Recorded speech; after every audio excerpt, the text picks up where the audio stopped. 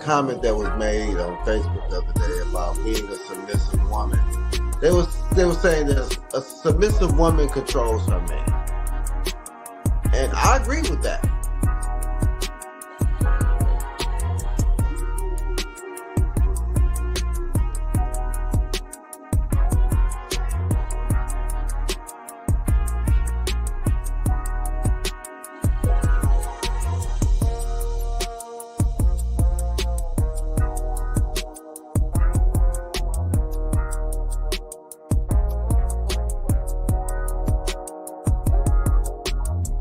I think until we begin to talk in honesty and transparency and stop pandering to both sides, especially to the sisters, because there is so much entitlement, and because men have been quiet for so long, and it's been the men that has been quiet were the type of men that y'all really need to be listening to. The men that doing the most talking ain't the ones, they don't have nothing to say anyway.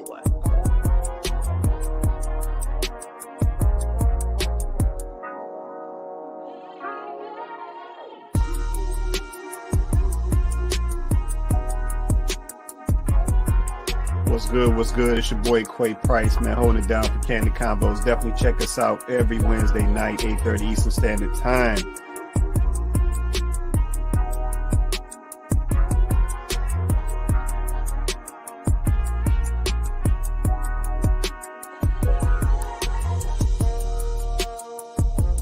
People today, they lazy. Ain't nobody trying to put in no work.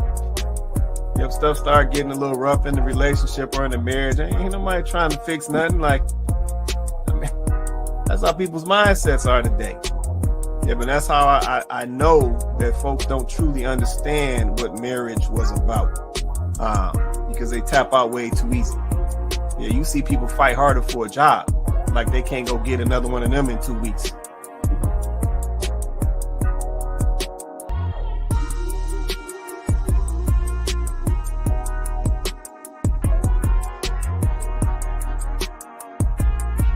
Yeah, she's talking about these guys coming to these foreign countries and sourcing out these foreign women because they possess these character traits. Yep, they're more cooperative when it comes to a man, or they're more cooperative when it comes to a marriage and a relationship. They're more, nurturing forward when it comes to a relationship. They're more I don't even want to use the word soft, but I'll use the word soft. They're softer when it comes to, these relationships and interactions with men and so forth. And like I said, we definitely got to be honest. We see a difference, right? We see a difference. And I think, Chloe and Tay made some good points earlier. A lot of this stuff is based around money over here in the West.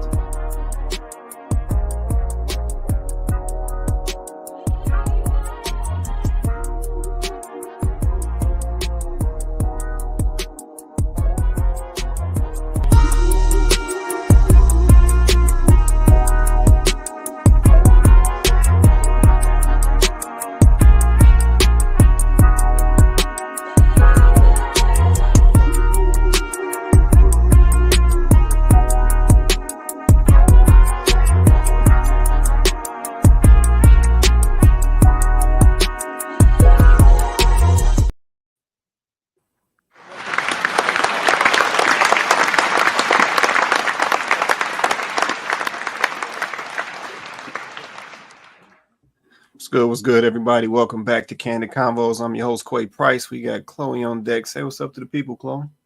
Hey, everybody. Happy Wednesday. Happy Wednesday. Man, shout out to y'all for joining us tonight. We back for another one. I said, y'all know we hold it down every Wednesday night, 8:30 Eastern Standard Time. Said, if you haven't already, hit that like button for us. Hit that like button. Likes are free. Also hit that share as well. We want to get this content out to as many as possible. So definitely smash that like button for us. Smash that like button. I said, drop a comment. Let us know where you represent from, where you checking in from. But yeah, we're going to get on into this show. So let me do this real quick while I'm thinking about it. Here's a link to join us on the panel. You can drop this in your Google Chrome, your Microsoft Edge. If you're coming through an Apple device, drop this in your Safari. You can join us on the panel. Like I say, don't throw your camera on. Join us on the panel. Kick it with us tonight. Let's say we got another banger. But yeah, drop this in the browser. Join us on the panel. Like I said, in addition to the video feed here, we also have this in all the chat feeds as well. So you can catch it at the Kandid Konvos page on YouTube or Facebook, or you can shoot us a message. We'll get it to you that way as well. We'll lead us up here for a little bit as we get into the conversation. Let's see. Let me check these comments, see who's checking in early. What's going on? Shantae Williams in the building. She said, I'm on time. Hey, girl. Hey. What's going on, Shantae? Appreciate you joining us tonight. Now, ain't no such thing as being late. It's all good. We appreciate you joining us tonight, holding us down. Let's see who else we got. Kenyatta in the building. She said, happy Wednesday. Happy Wednesday to you, Kenyatta. Appreciate you holding us down as well tonight and every Wednesday night. So shout out to y'all, young ladies, for joining us tonight, holding us down. All right. So we're going to get right on into it tonight. We got a couple tonight. And I will say this, man. The video's been coming lately. The video's been coming lately. So, yeah, we try to, use every video or touch everybody's video. So, no, we appreciate y'all sending that over. So, continue to send them videos over. Yeah, we're going to have the conversations. Once again, as I said all the time, we run from no conversations on this show. And that's not about to change now. So shout out to y'all for sending over those videos. We appreciate it. Appreciate y'all supporting and holding us down. Check these comments a little farther. Let's see. We got Eva Wright in the building. She said, hello, everyone. I'll mute you for a second, Vince.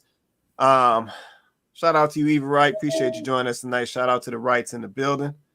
Let's see. Kenyatta said, hey, girl, hey. Oh, okay, they over here doing a little fist pump, whatever y'all over here doing. Shout out to y'all. All right. Let's see. So we got JR just hopped on. Vince just hopped on.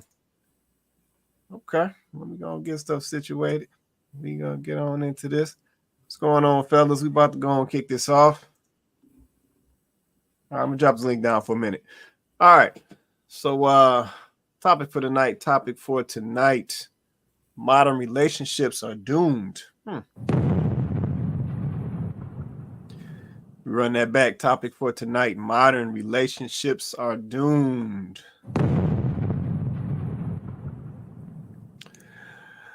You know what? I don't know. I'm starting to feel that way a little bit.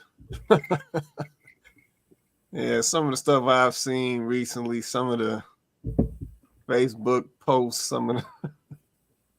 I've been seeing some things. Hey, hold on, Tay. I'm gonna send that right to you. Give me 1 sec. Give me 1 second, y'all. Let me let this Tay real fast. I got you, Tay. Hold on. I got you. Oh, they gonna let me get to you that way. Okay, hold on. Bear with me, y'all. Bear with me. It's giving me problems. Okay. All right, there we go. All right, Tay, you got it. All right. See anybody else checked in? Let me check, make sure we got everything. Let's see. Shout out to my guy Donham. He said, what up? What's going on, Donham? Appreciate you joining us tonight as well, man. We appreciate you. All right, we're gonna go and get on into this. We got a couple videos to hit. Yes, we're gonna go and get on into this. You know what I realized?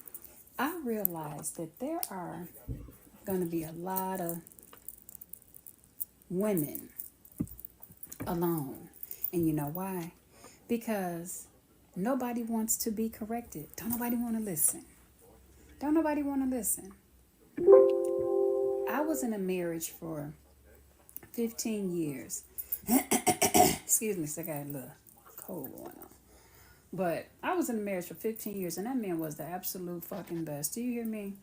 I couldn't have asked God for a better man.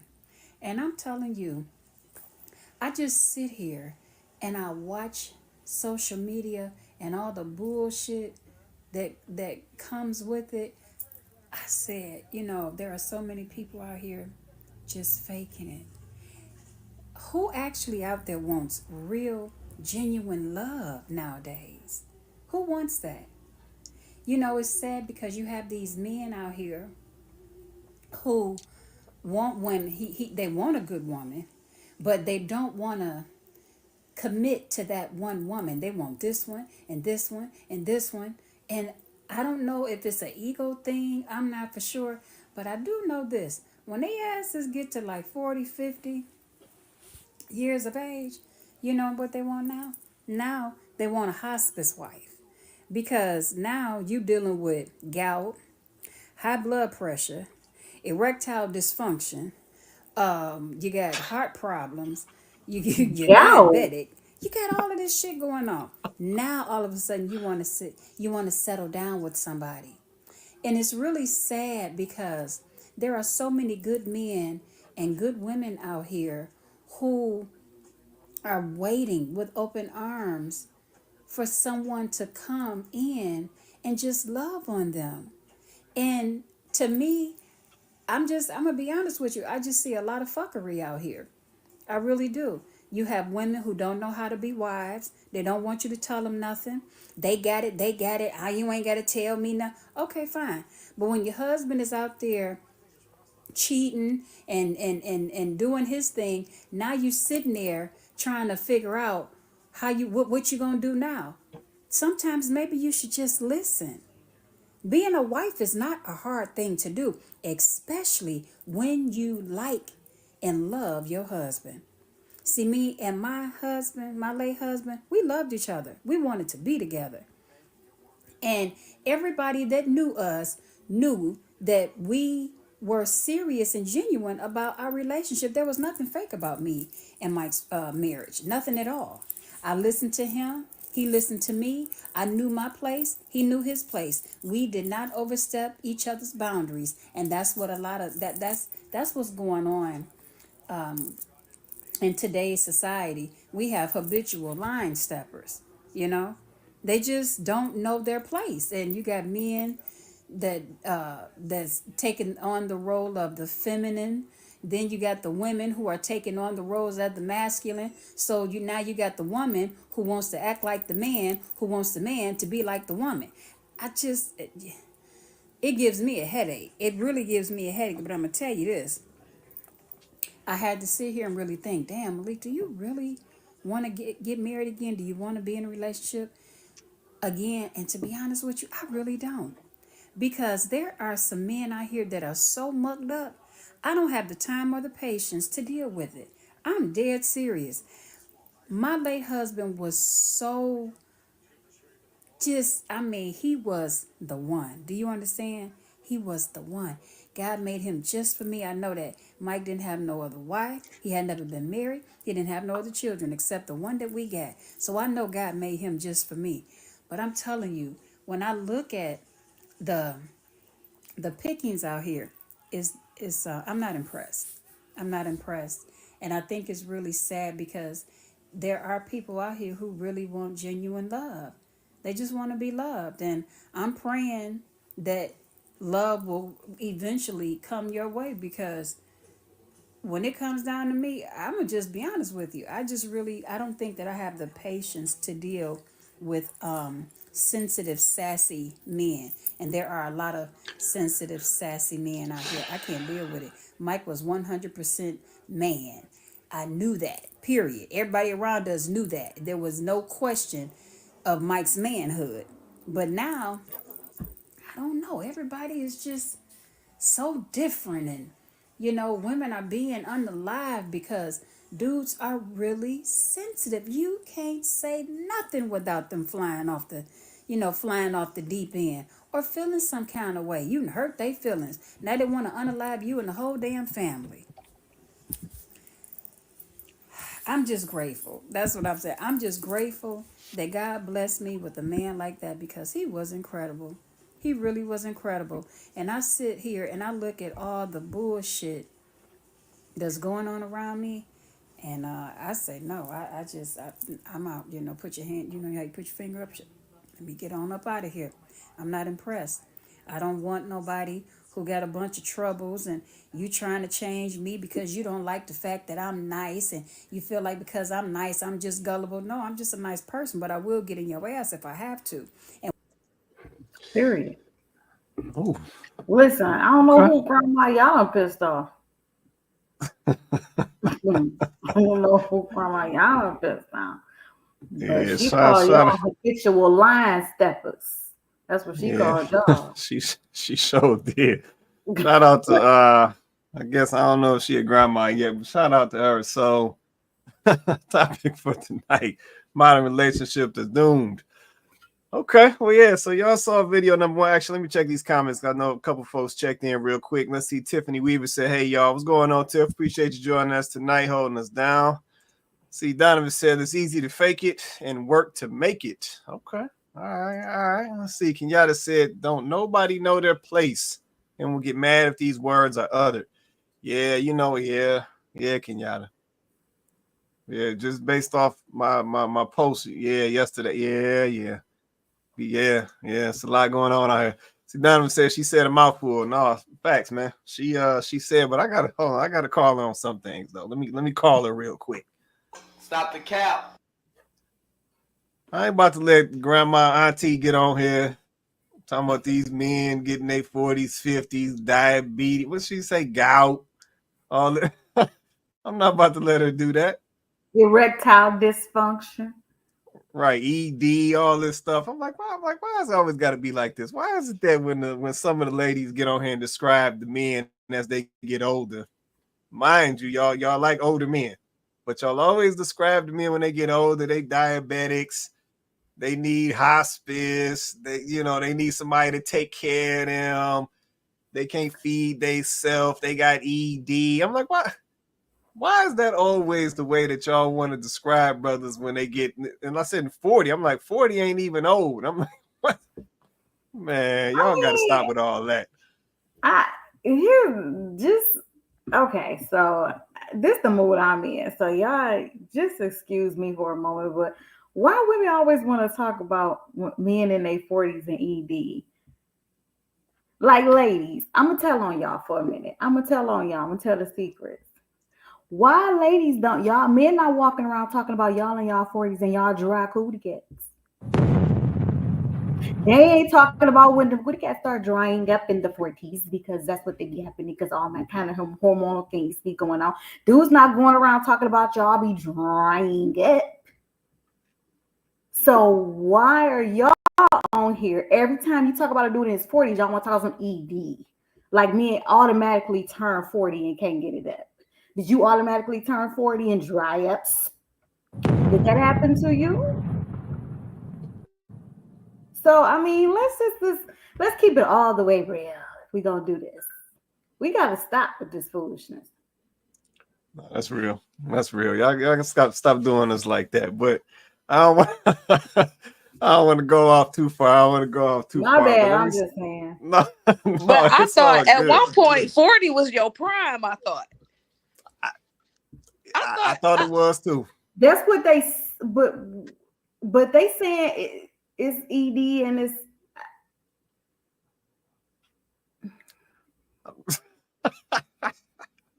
Yeah, I just had to. confused. Yeah, I just had to call it out. Confusion. I don't get it. Yeah, I just had to call it out. I said, because that's always the description, and I'm just like, why the dude got to get in his 40s and be on his deathbed, and let's say he got all these ailments and he can barely survive, and I'm like, what do y'all be talking about? So it's just funny to me, especially with her being I'm gonna call her a grown woman, yeah, especially with her being a grown woman. It's just interesting to hear that coming out of her mouth, but. Like I said, shout out to her. So yeah, y'all saw the video. Y'all saw what she said, what she had to say. Do y'all agree? Do y'all disagree? Drop a comment. Let me know what you think. Come to the panel. Chloe, Vince, Tay, JR. What y'all say about it? Anybody come off the mic? Say what you want to say. Yeah, I think she don't have nothing to worry about. Okay. I think she needs to get her a little cat. I think she done had the love of her life. She can't stop talking about ex-husband. How's she gonna find somebody when she can't stop talking about him? Which is a beautiful thing. You know, some people never get that. So at least she done loved in her lifetime. So, she probably won't meet somebody that's going to measure up to her wonderful ex-husband who is a masculine man. So yeah, she might just need to sit this one out. Okay. I ain't mad at that. Tay, Chloe, y'all got anything y'all want to say at all? Y'all just come off, say what you want to say. No, Auntie hot in the tail. That's what it is. Auntie hot in the tail. She trying to date them men her age, and she trying to get her some. That's how she know they got ED. Cause how you know? Talk about it. I see it like Vince said, she comparing all the men to her ex-husband. Like, that's cool and all, but at the end of the day, like, yeah. But no, Auntie needs to go ahead and get her a 40-year-old, 35-year-old, since she think 42 old, and that's it. Yeah, so yeah. She funny though. Okay. Yeah, for sure. Simple as that. Chloe, you want to say anything? You good? I was just gonna say, yeah, her deceased husband. Yeah. Yeah. So I was just gonna say, it's so we all know that there are some unfortunately, there are some women who we've come across who have taken on a more masculine identity. And there are men who we've come across who have taken on a more feminine identity. We do know this is real and this is going on. But it's a sad day when the auntie grandmas, I'm going to say auntie grandma because I don't really know what place she in right now, when the auntie grandmas are also talking about how men are sassy and men are unalive. She running the same script that the young whippersnappers is running. It's the same script. It just almost kind of make you think like, should we be listening to her or is she listening to us? Like, which is which? You know what I mean? Like, who's influencing who at this point? Because I want her to come on here and give me some wisdom. She said she was happily, successfully married, and I want her to come on here and tell me something good that I need to hear about how to be as happy and successfully married as she is. And she over here talking about how to basically she's saying the same pool, the dating pool got pee in it, and the men is sassy and they unalive women, and she running the same script. I'm like, dang, auntie grandma.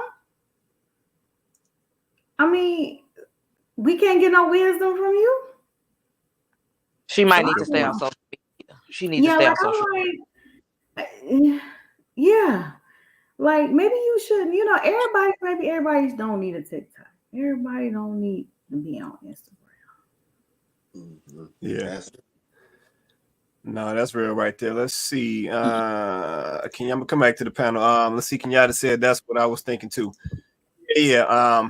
Yeah, she probably was in her 60s. Yeah, she probably was in her 60s. But yeah, to your point, Chloe, that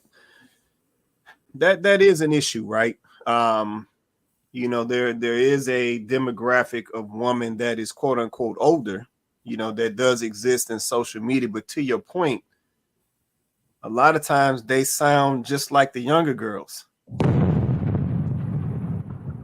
And I'm like, that part right there is weird. It's like you wouldn't expect somebody in their 60s, maybe, early, mid, late 60s to be sounding just like some girl in her 20s. Like that is weird. And I also think, I'm glad you made that point. I think that's a part of the problem. She made a point where she was saying that people essentially are not in their place. But what I think she doesn't realize is she not in her place. Yep, as a quote unquote elder, you're supposed to sound different. Yeah, you're supposed to be coming from a different. She said she came from a 15-year marriage. So your communication should not sound like a lot of these single young girls out here. Yeah, your mindset shouldn't sound like some of these other videos we've seen in the past. Like, it shouldn't. Yeah, but I think that's a part of the issue. It's just like everybody is out of place. Nobody is playing their positions no more. I remember a time when You know, I'm sure everybody done dealt with it. Your parents had some people come over the house, and it was like it was time for you to go in the other room or go downstairs in the basement and play with the other kids while they was up there doing grown folk stuff. And it might have been dominoes and tunk, spades, whatever they was doing. But the young folks wasn't invited because the grown folks didn't talk like the young folks. We didn't sound the same. But now we come to social media, and we got a woman on here, like I said, she probably is in her 60s, 15-year marriage, husband has passed away. And she's saying some of the same stuff that the girls who ain't even been married, she's saying the same stuff. It's like Chloe says, the same template.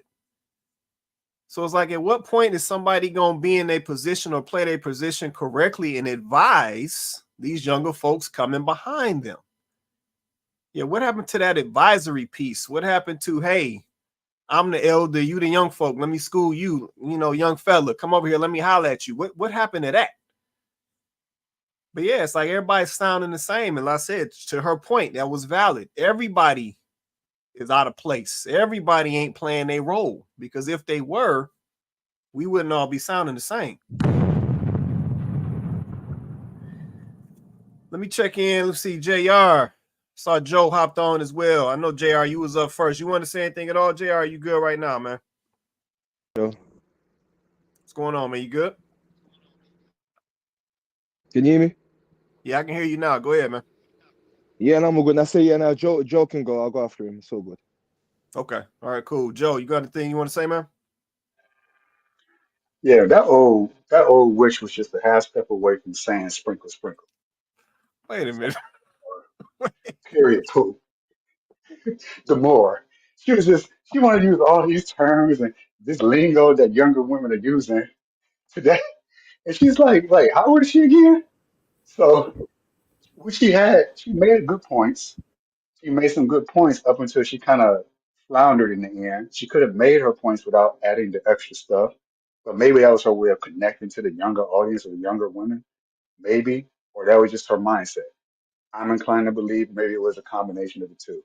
She's just as infected like these women that she's talking about by using the same language that they're using. Like, how can I you guess. reach an audience by being on your level when you're supposed to be at a more esteemed level, a higher level for them to look up to, and for them to aspire to talk like you, a more refined vocabulary for her age. So no, it's not. You don't. She just did it backwards. So I don't think she didn't she didn't she didn't accomplish the goal. I think she set out to put out for both the men and the women, because we're I just got you. talking about her crazy. But I do. If I was to take away that part where she screwed up and she starts talking about talking crazy about the man like the young women do, she made some good points up to that point. She spoke highly of her husband, so I give her that. Um, and so it's there's some redeeming qualities to what she said. But unfortunately, I think a lot of people are going to look at the last bit that we're talking about now and judge her based on that. Unfortunately, that's just the way human nature is. So I got you. Okay. All right. Now I appreciate that right there. So yeah, so she triggered some questions for me. So y'all know I got some questions now. So this question out to the ladies right here. So she made a point, actually 2 points, and I'm gonna take it piece by piece. So she said that women are out here waiting to be loved on. Ladies, is that true? Are y'all out here waiting to be loved on, or are y'all out here waiting to be loved on with conditions? So drop a comment, ladies. Let me know what y'all say. I know I got Chloe, I got Tay. Tay got that look on her face. So I want to know what I was is it? waiting on Chloe. Go ahead, Chloe. I, Go ahead. I was going to say that I believe from, everything that I've seen up until this point, that women are waiting to be loved on the way they tell you to love them and nothing more. They want to be loved on. They absolutely want to be loved on, but they want you to love them the way that they feel you should love them. So that's And conditions. if you're not prepared, right, if you're not prepared to love them the way they feel they should be loved, then, they'd rather be single. Dang. Is that what it is? Go ahead, Tay. Go ahead, Tay. She right, but they ain't never been loved, so they don't even be knowing what they be looking for. Okay. So, I think that I ain't waiting for SHIT. I'm waiting for somebody for me, and then, if I love them, then yeah, but I think that now other stuff is more important. I think that the best friend part and how we mesh like that, and then it ain't gonna be nothing but love after that. You know what I mean? So but if you love yourself, then shoot, you could be patient. You can wait a long time if you love yourself. Okay. All right. Hmm. I feel that right there. I just want to see if y'all was gonna try to dodge around that question a little bit. Okay, I just wanted to check. Okay, so y'all are waiting to be loved on, but like I said, there is some conditions in there somewhat. Is that the safe answer? Somewhat. I think it's conditions. I think, and if somebody not for you, then you just need to move on and find somebody, because I definitely was the let me show you how to love me. But if you find somebody, you can find somebody you ain't got to tell. They gonna do it Hmm. because that's the person for you. I You be That's don't. like real. asking the wrong. You be asking the right things, just the wrong person. Mm. Hmm. Okay. All right. That's real right there. I I don't appreciate that know. right there. Is that accurate? Okay. To be Say it loved again, on? Joe. Isn't it more accurate that a woman wants to love to do the loving on? The loving of the man she wants is typically the woman that wants to fall in love with the man. If it's her she wants to be loved on, usually So it's then the balance is off. So now the man is kind of like chasing the woman and she's never going to be satisfied. But if the woman is the one doing the loving on the man, then she'll always be satisfied because that's exactly what she wants. And also that's what he wants. So it works, it actually works the opposite way. No, that ain't it. I've been waiting for smoke with you. That ain't it. Sorry, that's Uh, funny. Listen, that ain't it. I didn't forgot my dad what I was about to say because there was so much going on in my brain. Hold on, I'm coming back. I ain't gonna lie, that lady No, is funny. no, it's not chasing. First and foremost, if you okay, so first, the man always supposed to. Okay, so as the woman point of view, or as they said Mhm. back in the day, the man always supposed to like you a little bit more because he gonna bend, not be a sucker, but bend a little bit. You know what I mean? So if a man is chasing a woman, then something wrong with Hmm. that man. Stop chasing that woman. Cause it ain't that hard. Love ain't that hard. You ain't gonna be chasing. It ain't gonna be like that. So She right. so makes some what good was your points. question again? Cause I forgot. What did you say? She just proved the point.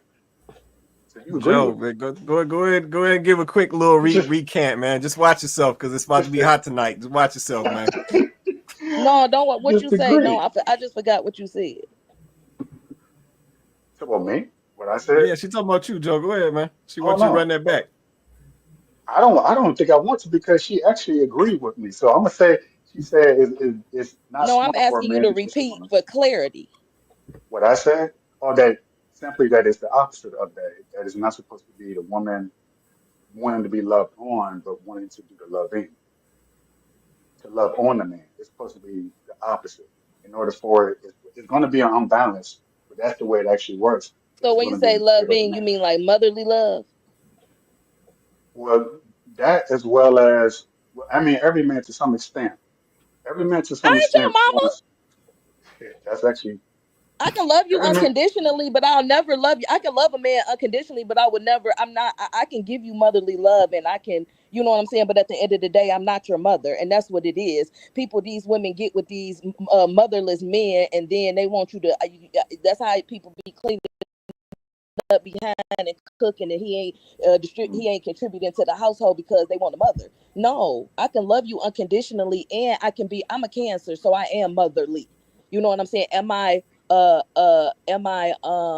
do but I'm not like maternal. Like me and my kid, I'm not like that. Like I don't want to be a mother to a whole bunch of kids, but I'm motherly. So yeah, you can love somebody unconditionally, but that motherly, like, no, this not it. That's not it. Yeah, Well, nurturing, not motherly. well, that's what that is. So it's weird that you're describing what I, as most men, we look for that motherly, all those Okay, different my bad. characteristics, the nurturing, the cooking, like that's something. If a man had a mother in his life that he loved and that treated him well, he's gonna want that in some aspect in a wife or his girlfriend. So everything you just described, you literally just agree with me now a second time. But I guess you object to the mother, where if I had said those terms that you said, then it would have been exactly the same thing. I just bunched No, it all no, no. into I don't one. object to anything that you said. I just misinterpret. I do apologize. Oh, I think okay. I was just Well, ready. he was All right, hot. Joe. Yeah, I like Oh it. my God! All I right, want Joe. to Watch your interject back. something Go right ahead, here. Vince. Go ahead, Vince. I think that's where a lot of women miss that he wants a mother. Who is your first cheerleader? Who is the first woman that has total faith in you? That will stand beside you when everybody leaves you? That's the part that we want. That part. Not the suckling. They want that this woman's going to ride with me. This woman loves me. This woman has total faith in me. She is not my number one cheerleader. That's the mother part that we want. That's what women miss. They because it's so much toxicity, because of so many single parent households. So you don't get that other side. The mother is supposed to be that nurturing, and the father is supposed to be that authoritarian. But because so many men have just had the mother, they think it's a negative thing. But that's what these men are saying when they say, or you say, "I'm not your mama." You should don't say that. Men want a woman that loves them like their mother. That don't necessarily, that don't necessarily mean that, I don't mean pay his bills and he gonna live in your house. It's the emotional part. Yeah, but I think even that, Vince. So see, for me, just hearing that, I said I agree with you, and I think that ties back to it. Almost ties back to being out of place, right? Like I said, these were things that we used to value. You know what I'm saying? These are things that we used to look forward to, but in today, like I said, this is to nobody on the panel, it's just in general. But today, a lot of those things are frowned upon, right? Let's say when you hear terms like motherly, some folks interpret that as you taking care of somebody. But to your point, we really just talking about the nurturing traits that typically a mother would represent, right? But it's like it don't mean I want you to take care of me, like you said. I don't want you shouldn't be paying no paying his bills and no stuff like that. But it's more of the support aspect, of how a mother supports a son or supports a daughter, or what have you, right? But yeah, we tend to frown at those things. Yeah, we tend to frown at those things because there's so many narratives floating around, women having to take care of men and, him acting like a kid and she coming in and cleaning up after him. And what you say, Vince, she don't want to cook an extra pork chop, you know, and all this stuff going on now. You know what I'm saying? So, yeah, I think when you loop all of that in, then we frown at some of these things that we used to understand what we meant when we said it or when we used the words. So, but that's all it is. But yeah, just putting that out in general. But I got another question as well. The lady in the video also said that a wife or being a wife is not a hard thing to do. Do y'all feel like that? Yeah, do Yes. y'all feel like that? Yeah. That was quick. Yes. Okay, well, expand on that. I want to understand this. Is she right about Because that or wrong? she also said, and correct me if I'm wrong, but she said it's not a hard thing to do if you love the person. Or Correct. That's what she said. okay. So that's the caveat. You have to actually love the person and be in love with them, right? Like you have to. You can't just be in like. It just can't be something you like about them. You have to really love that person, right? Because when we all know how we treat something we love, a person, a place, a thing. When it's something that we love, there are things we will do. There are certain circumstances. We'll have patience where we might not have patience. We'll find energy and strength where we might not find energy and strength. Like that's what you do when you really love something or someone. That's just what you do. So that's part of it. But there's a second part of it too. The second part is you also have to understand that role as a wife. You have to understand what it means, right? And this might be an unpopular opinion, but being a wife, there's an implied sacrifice that you make. You already know going into it that as a wife, there are things that you are sacrificing. It's a trade-off, right? But men are also sacrificing things as well. It's a trade-off for them as well. Like whenever you go from being just you by yourself and only having to worry about you and you know what you want to do, when you want to do it, how you want to do it, to now having another person in your life that you also care about, and you care about them and their health and what they need and all of that, there are some sacrifices you're going to make because you're not going to always be able to put yourself first. You're not. And so as long as you understand what being a wife means, as long as you understand that it's a selfless act, it's not a selfish thing, then no, it won't be hard for you. The problem I think I see is that some women, not all obviously, want to be wives. They do want to be in a committed relationship. They want to be in a relationship where there is a title that comes along with that relationship.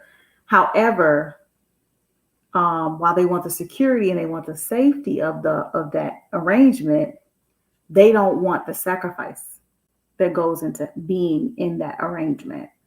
So they want to say in name only, I'm married, I'm a wife, I'm a mother, but I'm an independent woman. And you can't be both interdependent and independent. In a marriage, you have to choose. And a lot of people, not just women, some men struggle with this too, but I'll say it's more prevalent amongst women these days. They struggle with the idea of leaving the independence for the interdependence. And so because of that, that's why it's hard. That's why it's a chore. So what y'all think, y'all gonna lose something? Is that what it is? Y'all think y'all gonna lose something when y'all connect up with that man? My freedom. Wow. I want to take care of you, answer to you. You now I got to worry about your feelings when I go somewhere, when I do something, when I spend my money. You're going to want to, you know what I'm saying? You might want to have some say so on how I save, how I spend. It depends on how my attitude is. This obviously is not every woman. But some women, they still want to keep some, anonymity. They want to keep some, they want to keep that. They want to hold on to that. And autonomy. That's challenging in a marriage. Autonomy, I think is what. Autonomy, that's what I mean. Yeah. Wait, because I just learned something. Hold on. Let me rewind that. You said, so what's the difference between the freedom lost with having children and the freedom lost with a husband? Well, because there's authority that comes with your husband that don't come with your children. At the end of the day, your children don't have authority over you in any kind of way. They don't get to actually tell you anything. Now, obviously, there's sacrifices you make because you have children now, right? So there's some things you might not be able to do, some places, some things some ways you might want to spend your money that you can't. So there's some things you can't do. So there is still a sacrifice in having kids, but those kids, you're still the authority in that particular situation. There's not another adult that you have to answer to in a sense.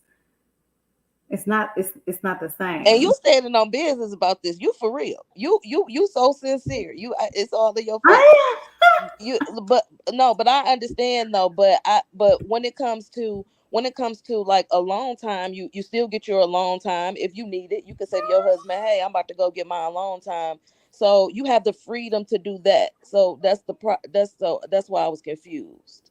Yeah, no, I'm sorry, I don't mean to imply that you don't have any freedom or you don't get to do anything. I was more so trying to say that in a marriage, you have another person to consider. So you can't do what you want to do all the time when you want to do it. You can't spend how you want to spend all the time when you may want to spend it.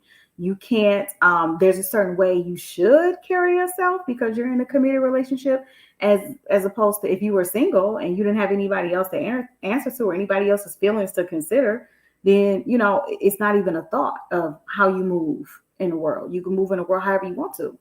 But when you're in a committed relationship, you can't do that. Or at least I should say you shouldn't. Let me say it that way. You shouldn't do that. I guess you can do whatever you want.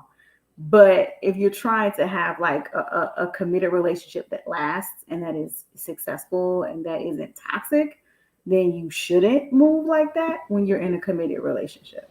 And But those you are have been gave up that freedom in the beginning of the relationship. So by the time you get to marriage, it's like a well-oiled machine. It depends. Well, yeah, I mean, I guess in a way, I get, but it also depends on how your what your relationship was, like, you know what I'm saying, like The how dynamic. your relationship was how serious you were, you know what I'm saying, like what type of what level of commitment you had in your relationship, how casual were you guys, how committed were you, you know, I guess that you know that matters. But I will say this: there is a difference between being monogamous in a relationship and being married. I know some people will say, "Oh, it's the same thing, isn't it? It's the same thing. It's the same thing." I guarantee you, the minute you become his wife and he becomes your husband, it is not the same. The level of commitment is felt immediately. It is very different. And people think they've been together for 5 years, they've been together for 10 years, and they're like, we living together, but we've been living together, we've been living together. And then they get married and they start to see things crop up and they're like, I don't understand it. We've been living together all this time because it is different. It is absolutely different. The mindset is different.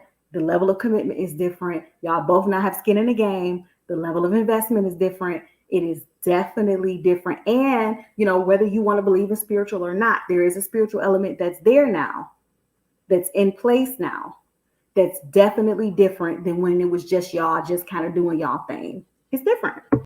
For sure. No, that's real. Let me check these comments real quick, then I'll come back to the panel. Let's see. Shout out to my guy Rodney Page in the building. He said, "What up, though, Lance in Michigan, checking in. What's going on, Rodney? Appreciate you joining us tonight, brother."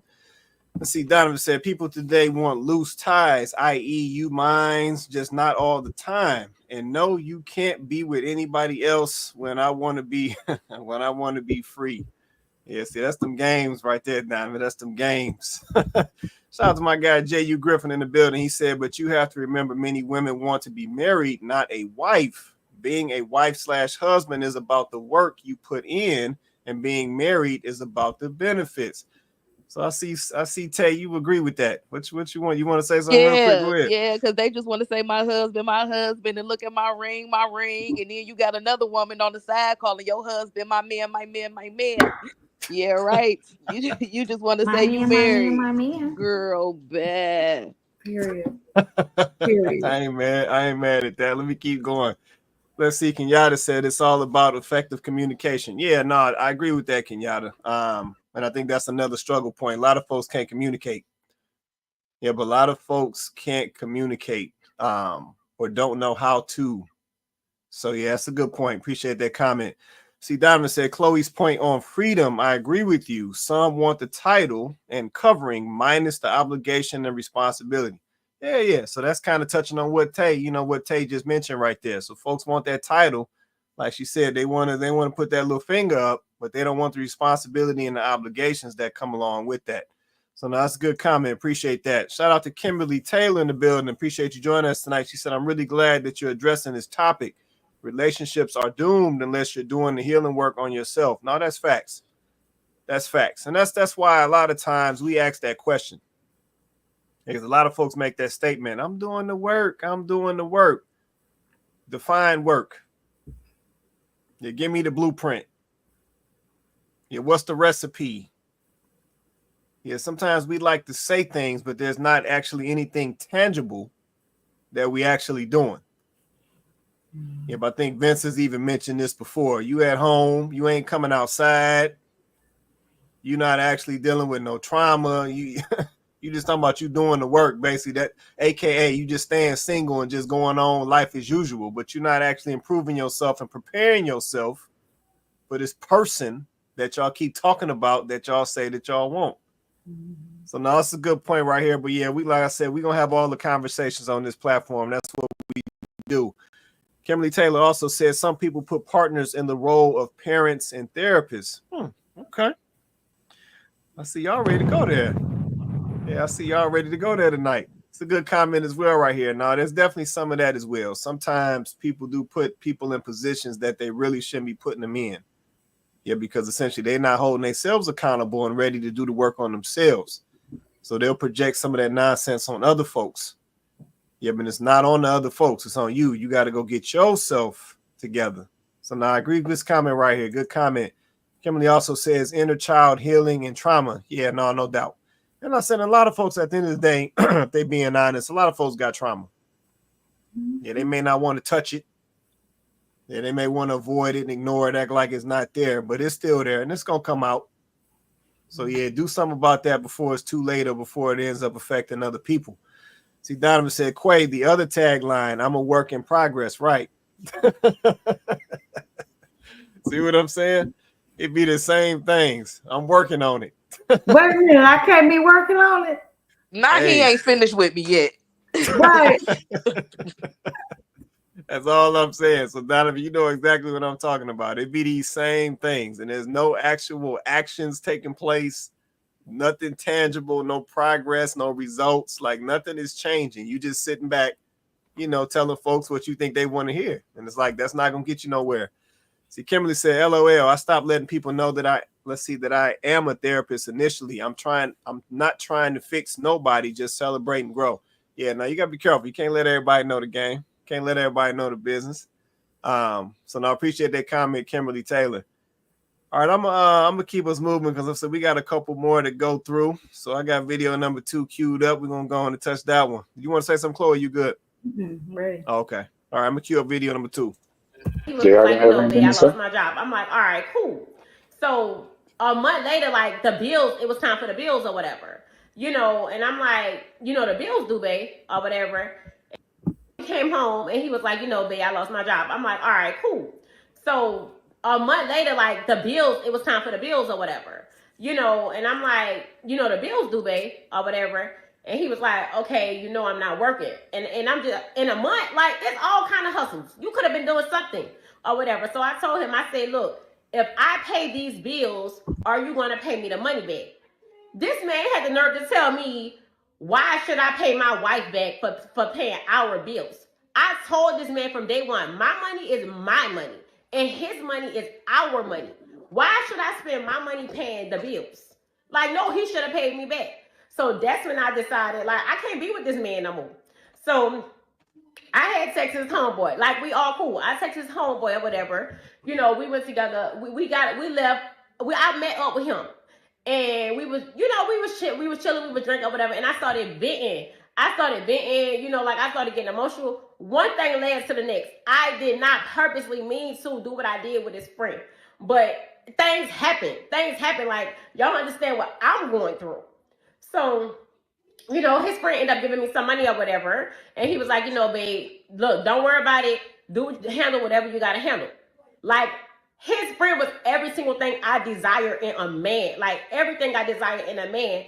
And, you know, ain't nobody trying to hear my side. Ain't nobody trying to hear me out and what I went through. Like, that's not okay. That's not cool. You made a promise to me and you broke that promise. How am I wrong if I told him who I was and he didn't stick to what he agreed to?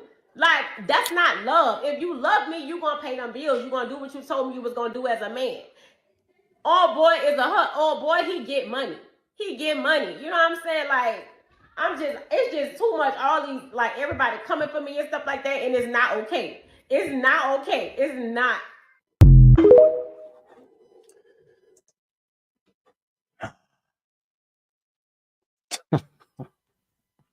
Woo, child. Man, come on, man. Yeah, I'm gonna start this. Can I start this one? Y'all heard it. Go ahead, man. Go ahead, man. I 100% agree with her. Man, get out of here. Come on. I already knew you was about to do that. Come on, You know man. why? knew it. You know why? You know why? You trolling. No, You trolling Vince. now, if she's not capping, he knew what he got before he married her. I feel He that. knew she was about the bread. He knew he probably met in the strip club. He knew she was for the streets. And he thought because she looked whatever that he was gonna pay his way. That's his fault. I totally agree with her. Go on and divorce her and let him move on and you go on keep sleeping with the friend. See, we gotta take some accountability for what we choose. Now if she's lying and she said, "Oh, well, we in this together and I love you and I'm gonna be," then that's different. But if she told this man, "Look, you gonna take care of me, my money is my money and you paying for this thing," and he still married her, understanding that and knowing that, that's his fault. Chalk it up as a loss. I But don't wait, put no man. blame on. You can't put no blame on people that tell you who the fuck they are. Excuse my language. okay, I hear you. I hear you. But okay, I hear you.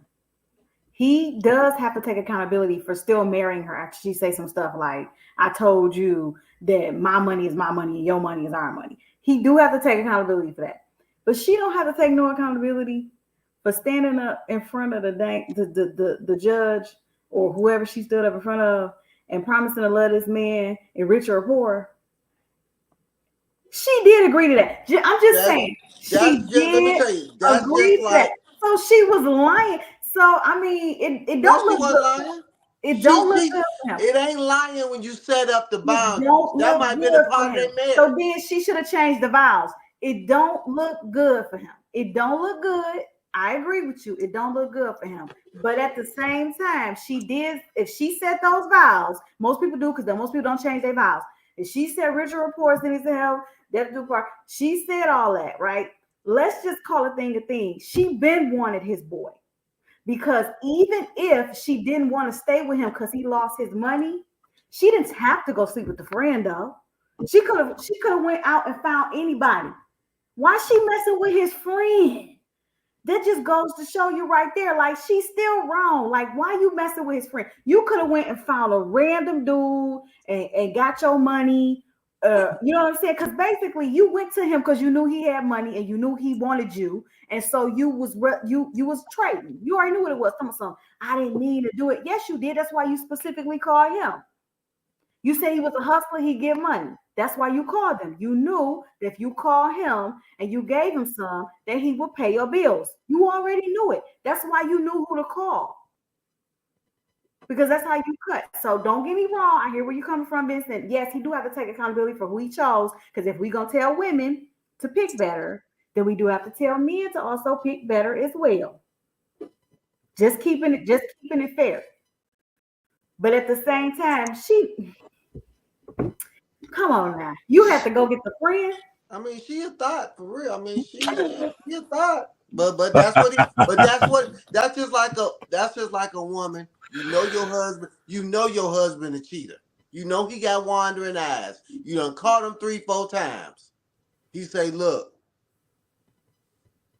what I do? You can't be mad when you marry him and then he cheat with your girlfriend. You already knew he was a cheater.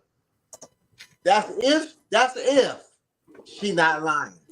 Because I don't know no man that's gonna still marry a woman and but some guys is, they love a chick. They love her.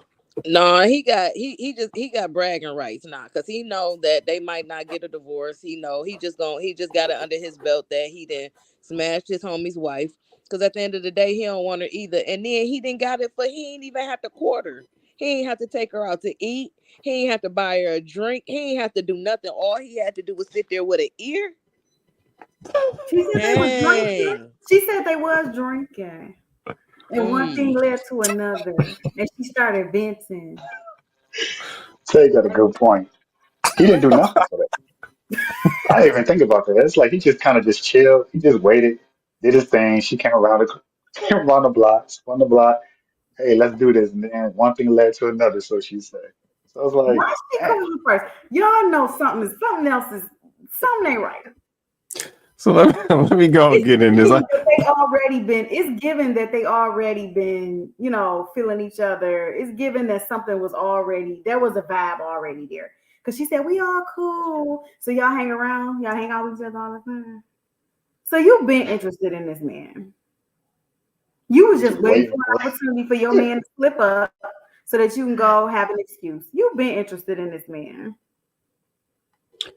No, she definitely most likely was interested. But I want to get this comment because the comments blew up real quick. I want to get this comment. Tiffany Weaver said, "Wow, she can't hold her man down when he's down." Shake my head. So this my question right here. So, because this has come up before, the man's money is our money, the woman's money is her money concept. This has come up before. I got to come back again, ladies. What is y'all money for? So this fella done hit a spot because clearly he was holding it down prior. Just listening to this young lady, she wouldn't even entertain him if he wasn't putting up some money, right? That's what I can hear.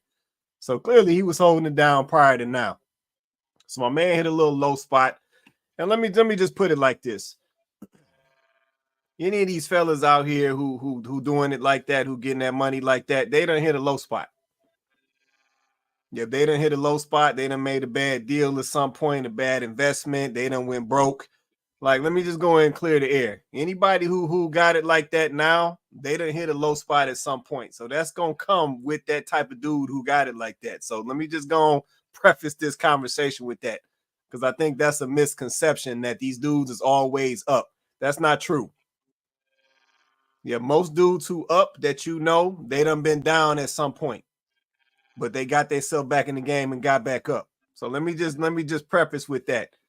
And I'm sure this dude is not that much different. So he been up all this time. He done hit his little low spot. When he hit his low spot, now he looking for a little support. So now she says, this my money. So I ain't about, what I'm saying? She ain't looking to really put no money on these bills and hold my man over till he get back in the game. Well, what's up with that? Yeah, what's up with that? Because I understand the concept. His money is our money. Your money is your money. But it's like, okay, at no point is your money supposed to benefit the situation? Like, is that what it is? Is it just purely for shopping? Is it purely for girls trips and brunch? Like, I'm with Tiffany Weaver. I need to understand this. Yeah, ladies, why y'all can't hold a man down when he hit a low point? And I'm not saying he always gonna be down. And I don't care what he told you. He might have promised you he gonna pay the bills and provide and all that. I get all of that. But I'm guaranteeing you at some point he gonna hit a point and he gonna need some support. It might not be monetary. It depends on what happens, but he gonna need some support. Yeah, so your money can't even come into play when he needs some support. Like, is that what we saying now? It's just purely on the dude to figure it out at all times. So everybody drop a comment. Let me know where y'all stand on that panel as well.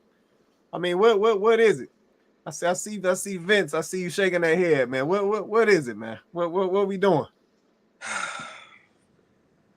Speaking as an OG, I keep it 100. Go ahead. I learned you don't put yourself in that situation as a man. You make sure things is covered. I mean, if you lost your job and it's a week later and you broke already, then you was living beyond your means in the first place. That's true. I tell my sons, be prepared to pay for everything. I mean, that's just how I think. So let me ask you this. And another thing I'll say is I see a lot of ladies in a lot of these situations where that you'll have a guy, he might be a Ford worker or something, somewhere he's fine with where he is. But then you'll have his wife, well, he don't want to elevate. He not trying to build. But he ain't ambitious. He's not ambitious. I'm not content anymore. Just because I done went from a senior to an LPN to a BSN. Or I done went from a social worker to a master's of social worker. And now I want a Honda no more. I want a Mercedes. And you shouldn't be fine with just working at Ford. Or just, whatever it is. Just the structure. I see a lot of that. A lot of that. And they will leave their husband. Oh, he not ambitious. He just want to be content. He not trying to. But he's fine with making whatever he's making. He's fine with being where he is, and you was fine. You know, you was fine too. But I just got to understand that women don't want to spend their money on no man. It just like natural for a woman, not for no long term, especially after she got it and they didn't build it together. These women ain't trying to take these men to Jamaica. But he said They'd rather go with their girlfriends and sit folks to a room than take the man that they love and got to pay for it. They just don't feel right. Maybe one time if you that dude, but it ain't gonna be no regular thing.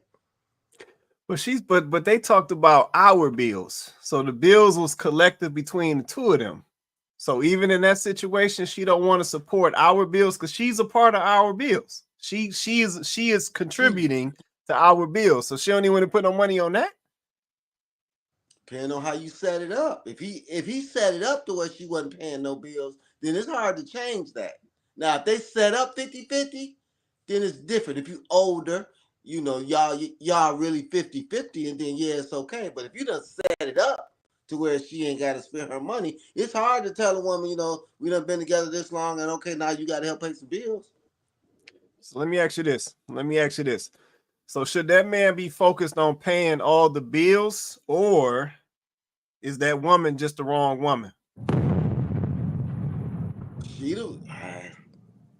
Depends on how you go into it, Quay. I'm telling you, you got to have these conversations in the beginning. I got you. And see, with me, how I do. An old man told me, don't never buy nothing that you can't afford. Don't never depend on your woman's income. Depend on it. That's the difference between, right. He says, depend on it. Especially with us now, when you're 21 and y'all both did, so you got to understand something about these older relationships too. You know, it's different. You coming with different bills, she coming with different bills. To me, it just don't work that way. You know, I'm the type of, I just say you live way below your means, so it's never really an issue. Right. Okay. The whole thing is crazy. At the end of the day, the reason that the woman can live the lifestyle that she is living is because the man is contributing to her household and paying the bills. So you might not be able to, you know, you might have to get a $200 wig if you was paying all your own bills, but since he paying your bills, you can get a $400 wig. You know, so at the end of the day, like, you got to understand, like, it's a you scratch my back, I scratch your situation. She sounds stupid, you know, and it sounds like she got married just to say she was married, because that ain't it.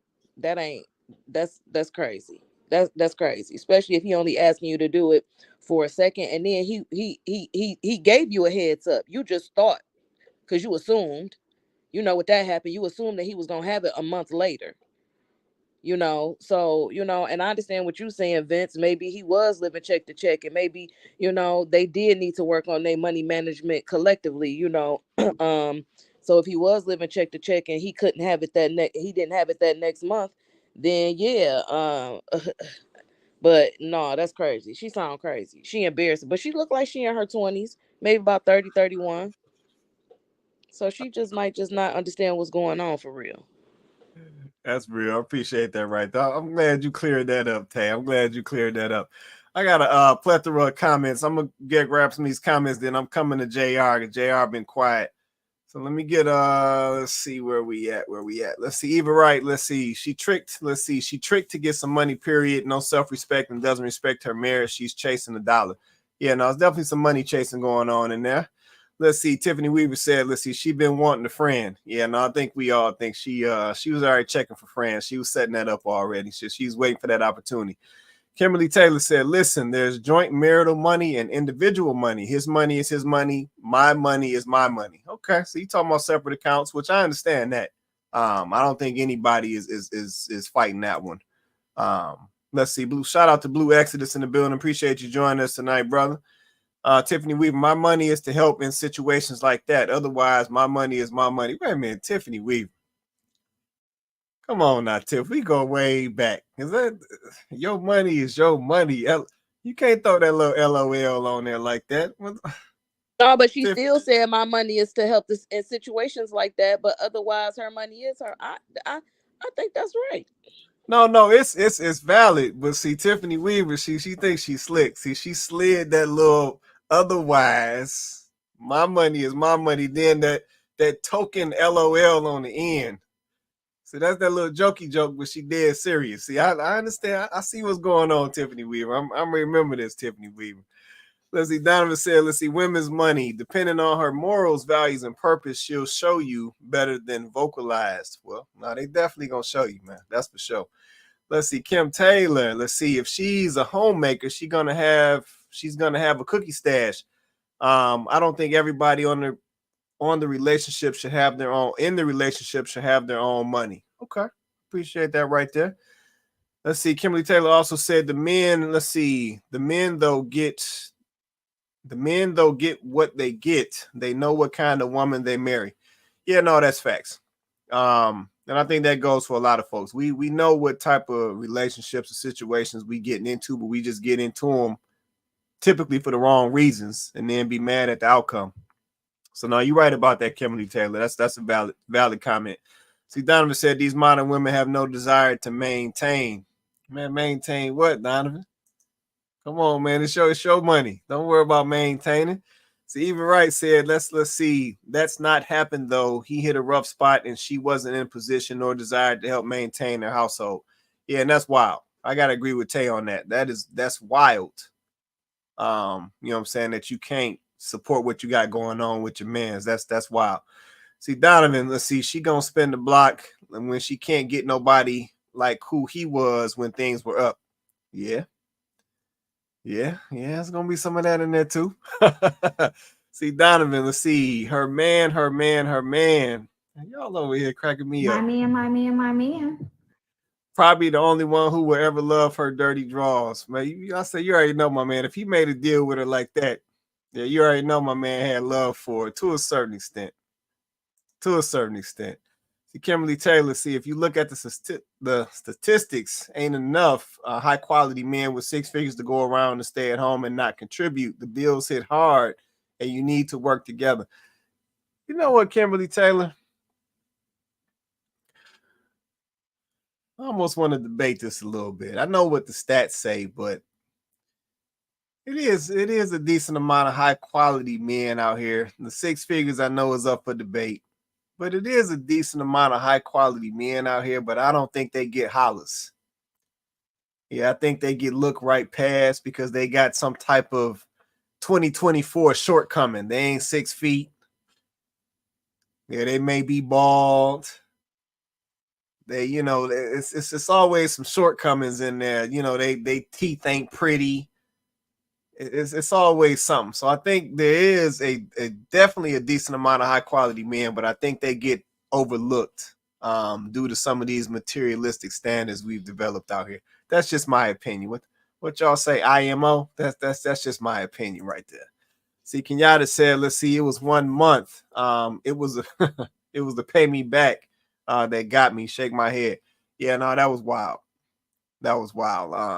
Yeah, my man need to look at what he got going on. He might need to make a change. See, Donovan, she about to get back. Man, come on, Donovan. She ain't about to get on the carousel, man. Trying to find something she think is real. But real is in the living room. Man, come on, Donovan. You can't do that like that. Tiffany Weaver. Donovan is crazy. And I pray for Kenyatta. No, Donovan a wild boy. These comments he be dropping. He wild. See, Tiffany Weaver, Quay, you know me. I know you, Tiffany Weaver. I know you. I had to call that comment out, but I'm just playing with you. Let's see, J.U. Griffin, where does all this money come from? When you're married, you become one entity. Yeah, but you know what, J.U., it's like we don't look at it like that no more. Yeah, we look at it as financially, it's just on the guy to figure it all out and everything separates. But it's like, whatever happened to that? Because we call it a union. It was literally referred to as a union, but it's like we don't look at it that way across the board. Yeah, we pick and choose which parts of the marriage we gonna consider a union, and then we go individualize other pieces. Yeah, we want to individualize the money. We want to individualize the leadership. We want we want to separate all these things, but at some, it's supposed to be a union, essentially a connection of two people joining your resources, your minds, your strengths, your weaknesses, all of that. So it's weird how that works, J.U. Griffin, but that's a good comment right there. All right, let me check in on JR, and then I'm going to take us to another video. JR, you over there, man? Yeah, I'm here. I've been listening. I know you got something to say, man. You've been too quiet, man. What's on your mind? Yeah, I just say just an overbrief from the first video. Yeah, the lady, she made a lot of good points from the first video, and on the second video as well. I do agree, obviously, with what Mr. Vince has been saying, regarding obviously the man having to be a man. And obviously, if you want to sell a lady a dream, to them, that's a promise type of vibe, if you know what I mean? So I get the point that he's trying to make, that you made this promise and that's the deal that you went with and that's what you agreed on. So, of course, you got to carry out that job. And I think, of course, we've obviously, Mr. Price and Miss Price, obviously, responding back. I get what you're trying to say in a sense of that sentiment of like, just hold me down until I can get back on my feet type of vibe. So I get it. And you're both not wrong in, that regard. So it is what it is. And, obviously the name of the title just goes along with what everybody's just been saying as to why the, modern day relationships are just doomed, because, both parties are selfish. One can deem the other as more selfish than the other, vice versa. So how do we obviously, combat that? And it's hard, it's hard because even just with like, just the money aspect of just asking a lady for money. I've only ever been in 2 relationships, right? So my first ever relationship, never asked her for no money or nothing. Everything was good. Still left me. Is what it is. And then, you're out there back in the streets or whatnot. I remember I asked one girl, just, give me, borrow me $100 quickly. I didn't say I was going to give it back, right? Boy, the way she chased me for that, I was thinking, damn, I don't cover the hotels, don't cover the meals, don't cover the petrol, everything, like, and for $100, yeah, because you got shit to do, yeah. What about me when you ask me for my money? Can I get my nails done? All of that shit. You don't know my situation. You know what I mean? So it's like, you know what? The game is the game. So, like I said, I get where Mr. Vince is coming from, where as a man, you got to be a man and stand up tall. So we can't sit there and blame women for responding how they respond. So as a man, we have to understand women if we're asking women to understand us, right? So yeah, we got to stand up tall as a man today and make it count as best as possible. Otherwise, you're going to lose, because, boy, just that video alone, it was a tough watch. Whether she was, for the streets or not, he paid a lot of money and the broski got it for next to nothing, man. It's sad. But that's the price you pay for not keeping your promise, I guess. So it is what it is. No, I feel that, man. I appreciate that comment, man. But, man, y'all, I mean, come on. Like I said, you got to support. Hold your man down for a little bit. Like I said, my man is hitting his little down point. He ain't say you got to carry it from there on out. He asked for a little support. It's like, dang, brother can't get a little support. Like JR was saying, brother can't get a little hot little $100. That little $100 hurting you like that. You got that money coming in like that. I can't get a whole little $100. But man, that's a whole nother thing. Let me keep going. I got another one. But like my daddy, men like my daddy, them who work 4 jobs. Yeah. I mean 4 jobs. And then come home. But the these days, they ain't built for it. They ain't built for it. They scamming, that's it. They ain't built for it. They think that's a real job. No, they trying to live off a woman. What happened? Yeah, like before we get into that about what happened, because my question in the similar or whatever is like, what is it with men? Because I feel like I'm an old soul. I'm old school. It's really hard for me to find a quality man. That's your answer. I got your answer. Like, yes. Now, before I get into it, I'm going to read a comment from comedian Ryan Davis. It's actually pretty good. He said, "My father had 4 jobs because he had a wife, 7 kids, and no formal education. All of that would be in vain if I had to work as hard as him to get the same results. It's called progression. He worked his ass off to give me a better start than he did. Y'all still saying that makes no sense. Cry face, cry face." There's nothing wrong with being a man's man and going out here working your ass off to do what you got to do. Now, I feel like the woman has the point. I don't know nobody out here, no man out here that's working about 4 or 5 jobs and still coming home. You want to know why? And the younger lady had a point too. She said a lot of them out here scamming.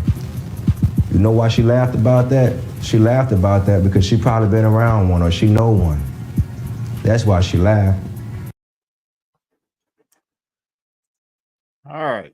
So video number 3 right there. So Dude, ladies, she done been dating once. That's why she left. She dating scammers. They date scammers now. If you ain't scamming, they don't even want to date you. They don't want to date you because you ain't got that money all the time like that. They want that money all the time. You know, 9 to 5. You flexible. You can do whatever. You can go whatever they want. You know, whatever they fancy. When they want to travel, you available to do so. You always got some money because you're a scammer. They'll choose a scammer over a dude that's working a 9 to 5. so let's touch that, right? So, you know, they on the panel having a little conversation and they talking about, you know, she's talking about her daddy and how the daddies used to move. So they had, you know, 4 or 5 jobs, providing for the family and all of this. And she's saying that these fellas today, you know what I'm saying, they don't know that life. They not cut out for that. And just talking about the difference between the dudes of then versus the dudes now. So drop a comment, let me know what y'all think. Is she making sense? Is she capping? Is she reaching? I noticed something myself in that video that I got to touch. But yeah, what y'all think about what she was saying? Is she spot on? Is she sounding crazy? Like, let me know. Drop a comment. Let me in the comments. Let me know. Panel, Chloe, Vince, Tay, JR, Joe. What y'all think about what she was saying? What y'all hearing or what y'all not hearing in that situation? Anybody can come off if you want to say something. Or if you don't, then I'm gonna go. Go ahead, Chloe. I was just gonna say real quick, like I agree with the comment from the comedian. Like I agree with that. Like at this point, our grandfathers and fathers were working like that because they had to. They didn't have the same opportunities in a lot of cases that we have today, right?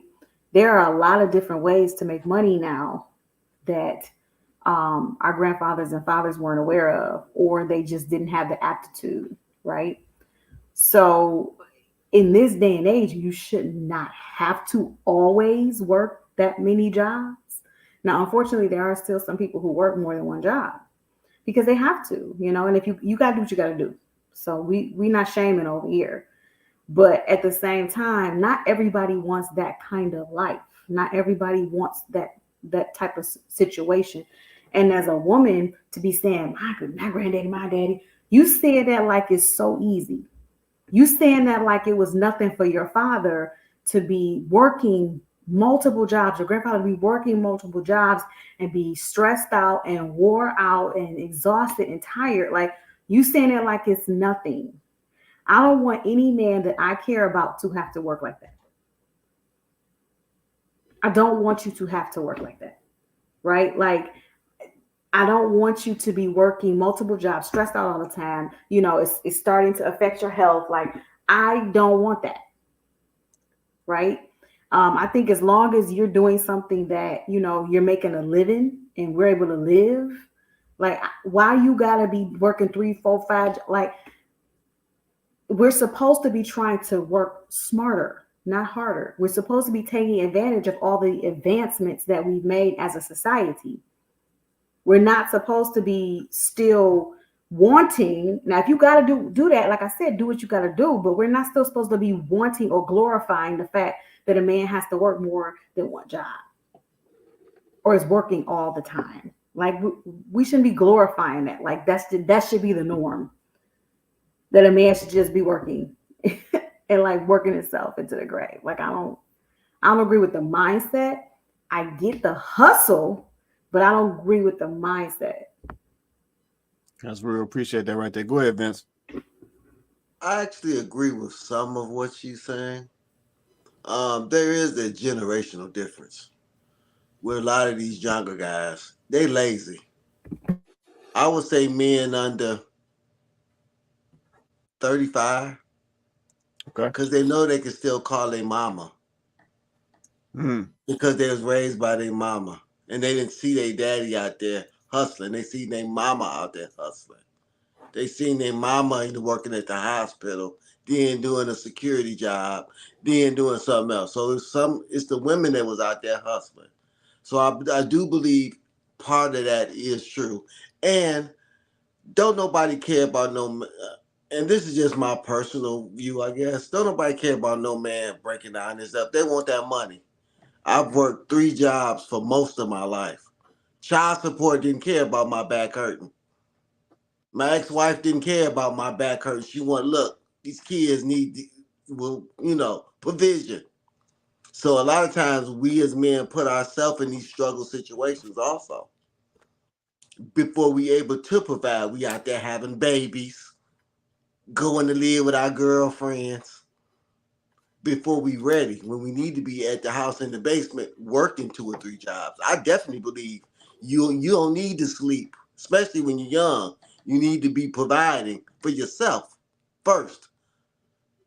So you can build a nest egg, get you some savings, get you some investment before you get a girlfriend, a live-in, a baby. So yes, I believe in work. And then they want to live off your hard work, though. See, that's the thing I don't understand. These kids, they want to live off your hard work. I'm telling you, I worked 3 jobs for most of my life. That's why I still get up at 5 o'clock in the morning. I don't have nowhere to go at 5 o'clock in the morning, but I get up because I used to work midnights. So, no, they need to work. I feel that right there. Tell you good. I see that look on your face. You good? Yeah, I think that it's just as the world turns, it's just like the older people back in the day when they used to be like, we used to walk such and such miles to school barefoot. You'd be like, dang, girl, my bad. You know what I mean? So I think it's just as the world turns, and it's just our turn to just be talking junk because they lazy. They lazy. My child 21, she lazy. It's with them. It's that it started there. I don't know what age, I don't know what happened, but I don't know about any of them kids born 2000 and up. Them kids is lazy. Okay. And I don't know what it is, something in the water or something, because it's just not the same work ethic, and then society has changed, the whole social media thing, people are now living, like Eva said, people living above their means, so it's just a whole bunch going on. It's just the world has changed, and you have this little percentage, like us, that still are living that 1960s lifestyle. It's not a lot of people that still have those take it back to where they have those morals and those values, but I don't know. It's crazy, but they lazy. And like she said, and that's the thing. I couldn't date a scammer. If I dated a scammer, I would tell him my wrong name, because I would think he'd be scamming me. Right. As soon as we broke up, he had my social security number. Like, I just don't feel like, I wouldn't even be comfortable. But anybody that has something, or anybody that has a decent credit score, they thinking about that. So, I just don't, Mm-mm. And like you said, it is technology and other ways to make. And then the whole thing is, people not married with 7 kids no more. These women ain't pumping out 7 kids like they used to. Marriage is not as popular as it was. You know what I mean? So it's a lot that start making that trickle down effect almost drizzle down. You know what I mean? Right. No, that's real right there. Let me get these comments real quick. Let's see. Donovan said, let's see, society changed the game on us. I worked 2 jobs for years post high school, but today jobs want you to work 10, 12s. And income cases, 14-hour shifts for 6 or 7 days straight for, let's see, for weeks on end. Yeah, no, they're going to get it all out of you, man. They're going to get it up out of you. So trust and believe that. See, Eva Wright said, who wants their man to work 4 jobs, though? I'd rather contribute so we can have some time together and enjoy life, just my opinion. I appreciate that right there, Eva Wright. That's real. Let's see. Kenyatta said, let's see, both. I hear ladies saying they don't want men. I hear the same thing from men about women. Social media definitely plays a part, too. It's become a money grab for some as well. No, that's facts right there. That's facts. Let's see. Kimberly Taylor said, here's my question. Is it really as bad between men and women as it seems, or does social media sensationalize? So let me respond to this right here. Does So, art imitate life? Say it again, Joe. I said, does art imitate life? That's the question. Yep, that's the question.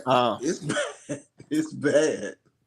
So I mean, it's bad, but it ain't that bad. How you carrying yourself? You know what I mean? Because I've met plenty of great men. They just might not have been good for me. But I didn't met some men with no kids, decent jobs, nice credit score. You know what I'm saying? They just might have been an introvert or a nonchalant man, and I don't like nonchalant men. You know, so I think that I done ran into a couple of them. So they out there. Social media just been trying to make it seem like they not out there. They just might not be okay. What I will say, it is a change because of me moving south. A lot of these men down here, they don't have children because they have been waiting to get married. So now they're in their 40s trying to rush and get married so they can have that kid because they late, they running behind, and they mama asking about it. So I think it's just it's a change of dynamics for me. But I started meeting so up there, you great guys have 4 or 5 kids with 6 baby mamas, but that might not be for me. You know what I mean? I'm just saying that don't, you know, because if you take care of your kid, I mean, even if you got 4 or 5 of them, I mean, if you take care of them, what can I say?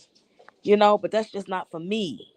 You know, so I don't know, but I think that social media do make it seem like it's worse than what it is, you know. But you can't be walking around with your hand out with nothing to offer, talking about the dating pool got piss in it when you the piss.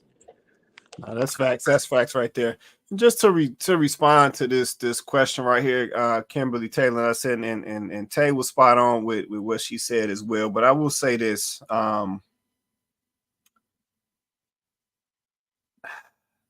The social media sensationalize it. I don't know if I think social media does sensationalize it. What I will say is social media provides access to it.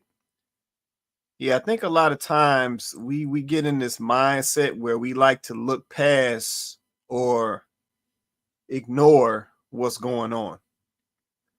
Yep, and the thing about social media is it's based on these algorithms. It's going to continue to put it right in your face. See, the content is the content. Yeah, we're not creating this content. This content is out here. This content exists. These scenarios exist. These ain't most of this. A lot of this stuff ain't skits. Yeah, this is folks living this life. Yeah, there's young ladies out here with a man. He paying all the bills and he hit a low spot, and she over here talking about I ain't about to put nothing on it. Like that's happening. Now I know we don't want to think that that's happening because it sound bold. Let me be honest. It sound real bold, but that mess is happening. So social media just gives you the access.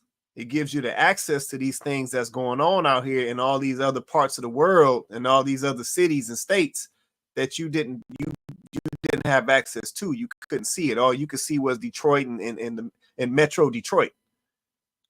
Yeah, but social media just gives you the channel to be able to see some of these things. Now, don't get me wrong. Will the algorithm feed you more of this content if you're looking at it? Yes, it will.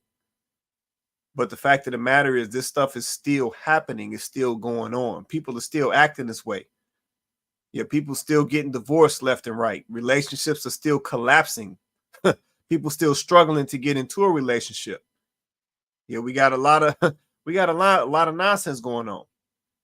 So now we just have the visibility. But I think really what it comes down to is once you see the context or you see the content, what are you going to do with it? Yep, how are you going to change your situation? How are you going to move after you know that this stuff is going on? You know, for the fellas, you see the young lady, she's saying, hey, this money and this financial situation, it's on you. Yep, how are you going to move when you go out here and start looking for a wife and looking for your companion? Are you going to ask these questions? Are you going to do your research and your due diligence before you tie yourself up with a young lady or whatever? Same with the ladies. Yeah, when you see some of this stuff that these dudes are out here doing via social media, how are you going to move when you interact with these guys? Yep, are you going to ask the right questions up front? Is you going to let the dude finesse you? Like, how you going to move? So, yeah, I think that's the value of it. Like I said, this stuff is happening. But I think to us, it can seem like it's sensationalized because there is an algorithm that's at play in the background. But this stuff is happening. Yep, that content is being created. So, yeah, I think we just got to keep it in perspective. And like I said, just based on that, we got to move a certain way and move differently to yield some better outcome and better results. You want to say something, Joe? Go ahead, man. Is it really? Yeah, I want to answer that question, at least the best that I think I can. Go ahead. I think, yeah, every there's a motive behind exaggerating aspects of reality. I think the most common example we can look on, at least for myself, is when the media suspected that Michael Jackson bleached his skin white. His skin did indeed turn white, but he had vitiligo, which was proven in autopsies and such. So two things can be true at one time. His skin was white. That part was not sensationalized. But two, the reasons why his skin turned white, that was sensationalized. So similar to these circumstances, um, when there's something that is a more exaggerated form of reality, that gets pushed out into the forefront. I would say in reality, when I'm out and about in real life, the majority of people, at least from my perspective, are in healthy, decent relationships. They don't they don't frequent even subjects like this on a regular basis. It's not something that's on the top of their mind because they're in an average relationship. And I think that's probably 80% of the people. Now, are those relationships functional and healthy? That's up for debate. But the ones that are not, the top 10, 15, 20%, and then you have the top 5% that makes it into headline news, that's what gets talked about most. That doesn't mean that the things that are happening that they're talking about isn't true, but it does mean that they can, I guess, color outside of the coloring line, so to speak. But it's still a coloring book. It's still true. It's just how exaggerated do you want to make it in order to get more clicks, to get more views, to get more subscribers. So that's the whole game at play as well. But that doesn't Right. mean also that the opposite isn't true, that it's not true. Oh yeah, it's sensationalized. They're just exaggerating everything.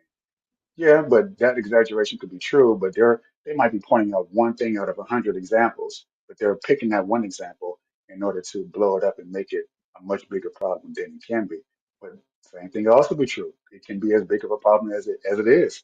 It's just kind of swept underneath the table, and people don't want to talk about it, and it's being brought to light. So there is some benefits to the sensationalization of it because it can bring awareness, but it can also be some negatives in which it could bring um, some falsehoods to the situation. Right. No, that's true. That's true. No, I appreciate that right there. All right. So y'all know how I am. So I saw that last video, and like I said, I got questions. I got questions. So of course we had another example where the woman, I'm going to say that the woman that was speaking, she was older. Yeah, but I think she was probably in her 50s, 60s, just like the lady from the first video, right? So we We got that again. She sounded, everything, every other word was the N word. She sounded just like the young girls, right? So that was the first thing I noticed. But another thing I noticed, and I got to ask this question. So the video is talking about, these guys that came before her working these 4 jobs and taking care of the family and all this stuff. And the guys today ain't cut for that. So once again, we are talking about the traditional man. This is that traditional daddy, granddaddy, holding the family down, bringing the money home, bring what they say, bringing the bacon, or however you want to call it. So that's my question right here. Let's let everybody drop a comment as well. Why is it that we still have a situation where we are still talking about these traditional men and what traditional men do, but we have made it clear at this point, or ladies have made it clear at this point, that they do no longer want to be traditional women?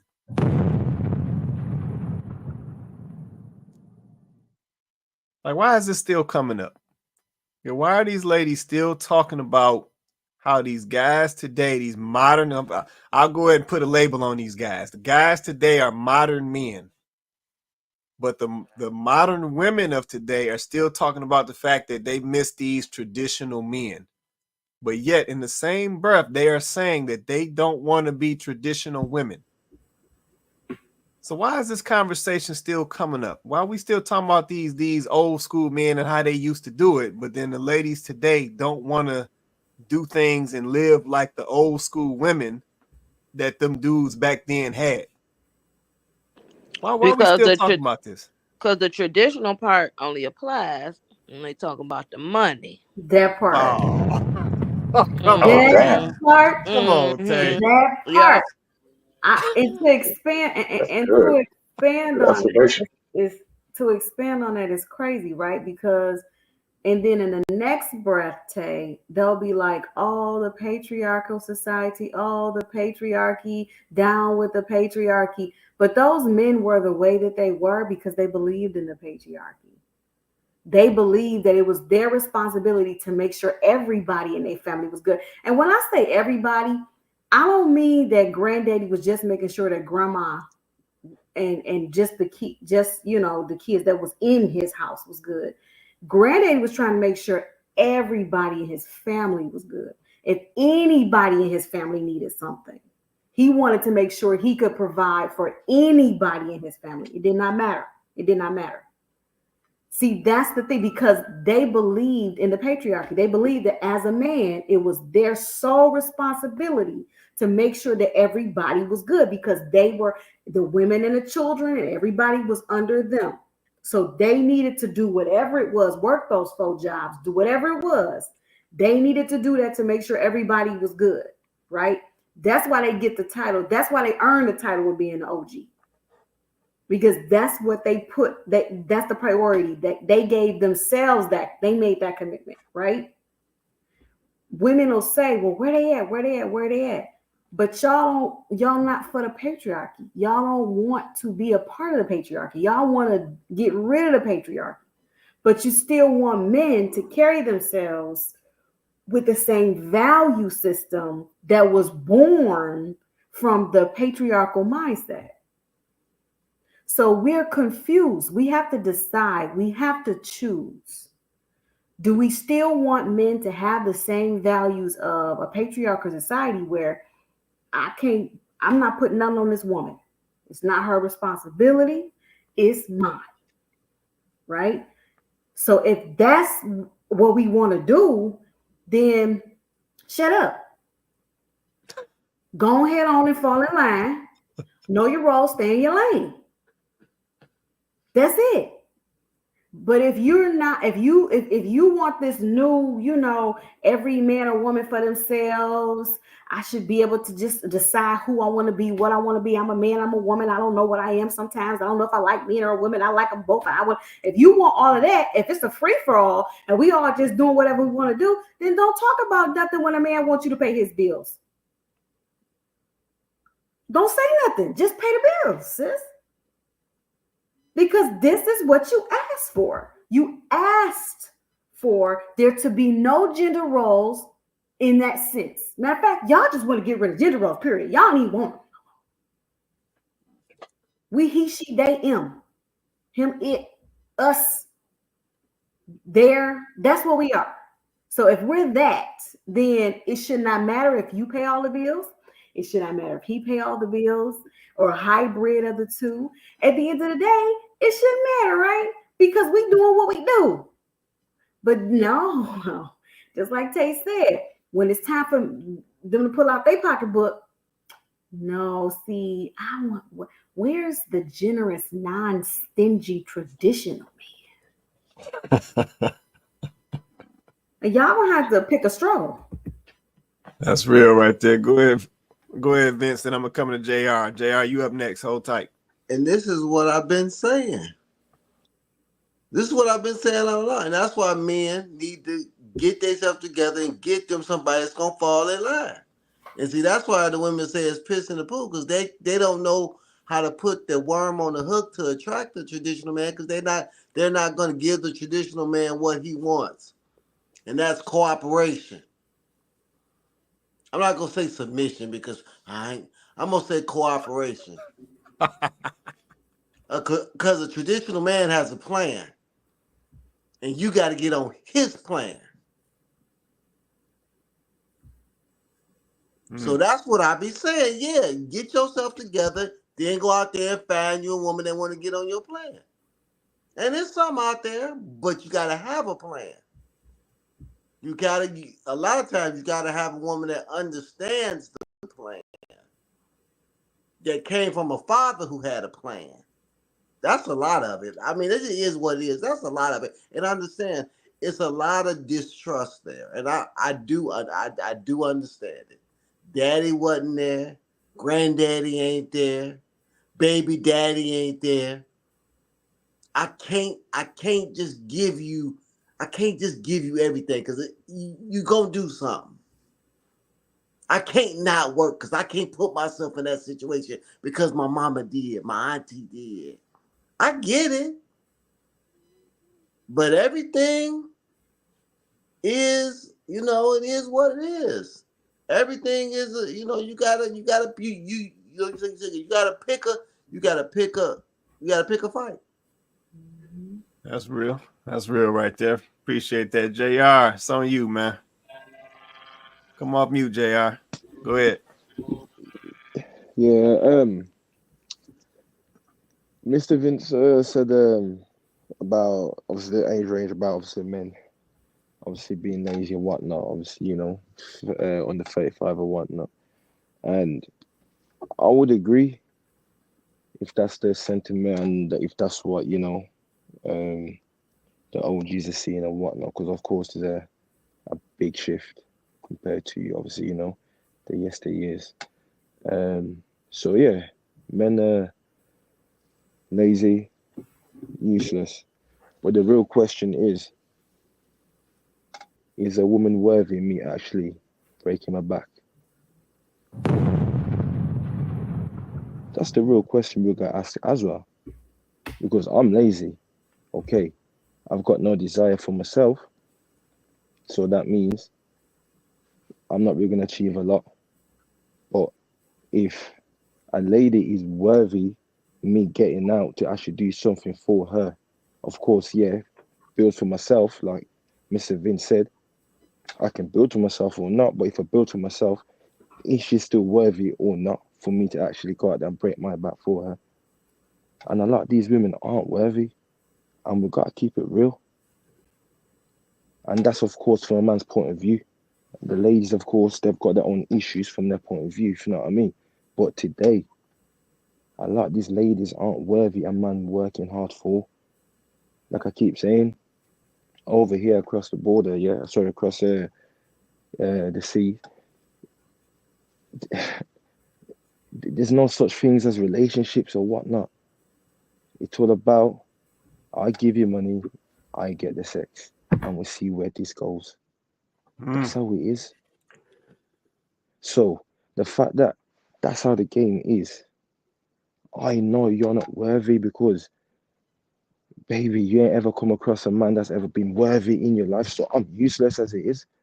So that means a lot of the men out there are useless because they're not even willing to break their back for you. And I know that's plenty of men. Because like I keep saying, I'll say it again. Ask them how many relationships they've been in. But they've got plenty of bodies more than relationships. So, are you worthy? Me breaking my back for you? That's the real question that we got to mine out. Because we mine out about the men. We know what it is. Be a man. Rise. Stand tall. We know what it is. We keep saying men be men. We know what it is, Mr. Price. We know what it is. But like I said, we understand the desire for a man to be a man. Because you have to be a man. We also understand what it needs or what it takes to have to be a man and rise to raise a family if that's the promise that you make. But today, is that woman worth it? Hey, Quinn, let me just jump in right quick. Go ahead, Vincent. I made the comments. Go ahead. But the thing about it is that you're not breaking your back for her. You breaking your back for you. And she gets the benefit of that. I'm going to do this regardless if I got a woman or not, because that's just what it is.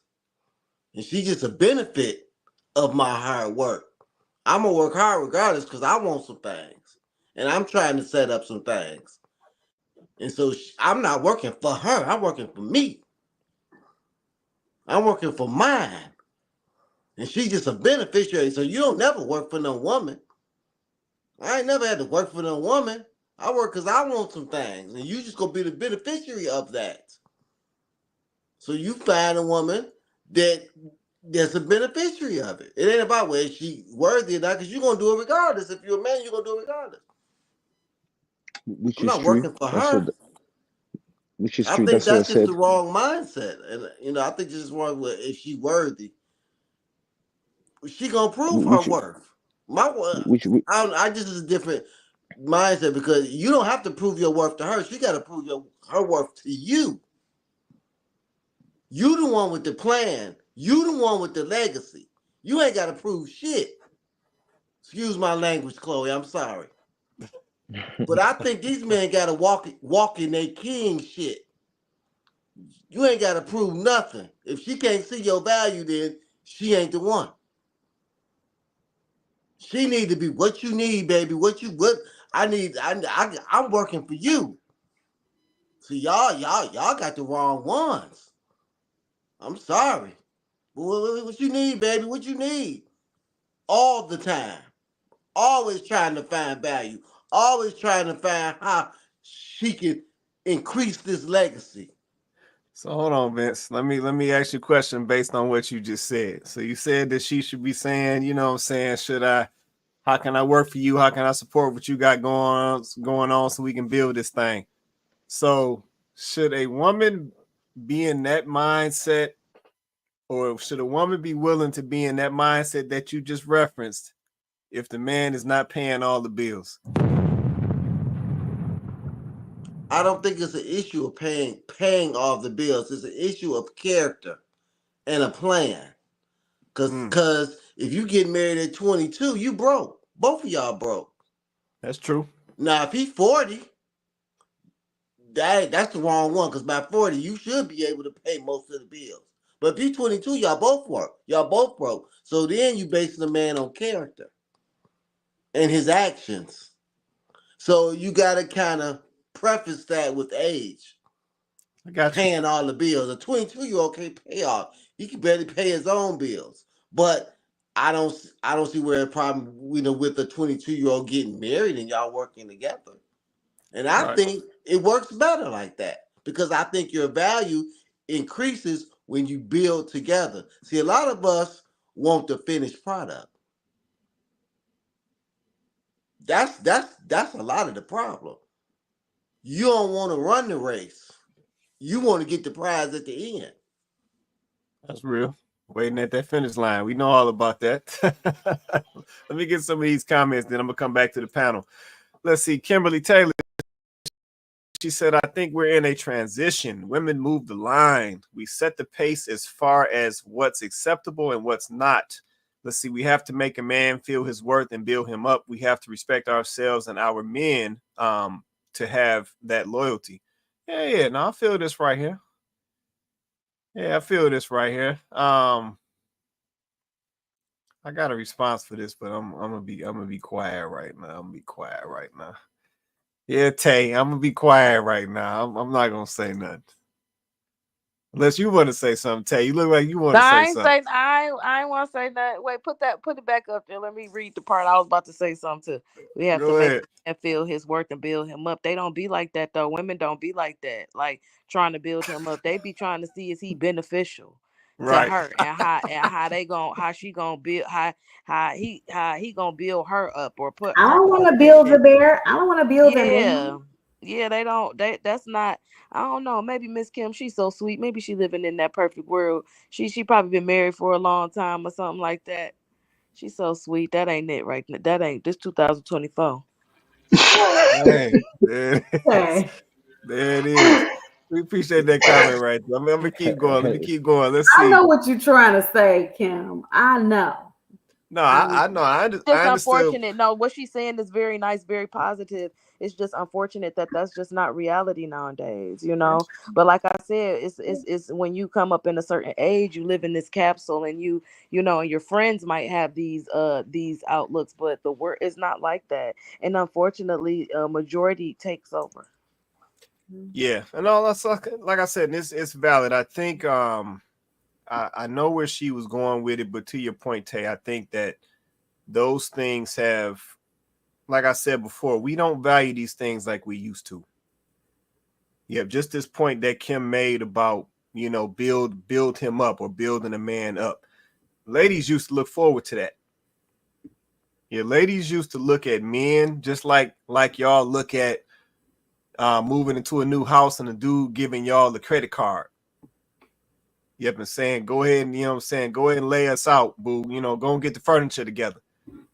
Y'all about to take that little blank canvas and y'all about to be like, okay, we about to make this wall red. We're going to make this wall brown. Let me go over here to get this furniture. We're going to get this carpet. It's like y'all used to look forward to that because y'all knew at the end of that process that was going to be it. Yeah, that was going to be y'all guy. Yeah, he was going to know what y'all like. He was going to know what y'all wanted. He was going to be holding down the house. He was going to be handling his biz. Like y'all used to look forward to that, but now we frown upon those things. Yeah, we frown upon these, and I'll just call it what it is: the molding process. Yeah, we frown upon the building process and supporting somebody and you know, getting with somebody at this point, and then by the time y'all are done doing y'all thing, you know, this cat a millionaire. You know what I'm saying? Or your lady, she over here, you know, running this business and doing her thing. And now she all over the internet. Like we used to look forward to those things, but now we frown upon those things. And that's why I say it's interesting, you know what I'm saying? Going back to that video that we keep talking about, the ladies are saying that they looking for these traditional dudes, but yet they don't want to be traditional. Yeah, they calling these dudes, these dudes today, they calling them lazy. But let's just be honest, the ladies today, they lazy. Yeah, but everybody done got lazy. Let's just call it what it is. Yeah, nobody want to put in no work no more. Nobody want to make it happen. Nobody want to build anymore. Like Vince said, we want to wait at the finish line. Yeah, I just want to sit at the finish line with the little water bottle and just hold the water bottle up. So when his husband comes sliding in, I can give him his water bottle. Like, that's what we want to do now. Nobody want what we used to say. Nobody want to shoot with you in the gym like that. Nobody want to do that no more. Yeah, and that's the thing. So it's like we can't sit here talking this tradition stuff, but we don't want to live tradition. Yeah, you can find those traditional dudes, you know what I'm saying, to Vince's point. Them dudes out there. Yes, dudes out here willing to pay all the bills, but he gonna have some expectations and some requirements for you. Are you willing to meet them? Yep. Do you want to fall into those traditional requirements and expectations that man is gonna have that you keep saying that you want? Yep. And a lot of times, let's say, because I'm always posting on Facebook, a lot of times the answer is no. Yeah, we at the point now where, you know, young ladies saying they don't want to be stay-at-home moms no more. They don't want to be stay-at-home wives. They don't want to do that. But yet you sitting here talking about you looking for a traditional man. Yep, that don't make sense. That don't add up. But no, I appreciate this I want comment right to. here, Kim Taylor. I appreciate this comment. Hold on, Joe. I'm just get these comments caught, then we'll come back to you, man. Let's see, J.U. Griffin. Let's see. Amazing that women can't understand why they are not attracting the traditional 5-job having men that they want. They're out. Let's see. They're out there just don't want you. No, that's true. That's kind of what we were just touching on. See, Donovan. Let's see. Any women can be replaced faster than that good man can. Lies. He meant Uh-oh. to say some women can be replaced. Okay, some women can be replaced faster than that good man. Because it takes a special kind of lady to do what I do. All right, I'm gonna keep going. I see where this is about to go. Let me keep going. Let's see, J.U. Griffin. Let's see, but Vince, a video ago. She didn't. Oh, a video ago. She didn't care about his character. She said he couldn't pay all the bills. Okay. All right. I got you. Okay, let me come back. Let me slide back to Joe. Go ahead, Joe. It's on you, man.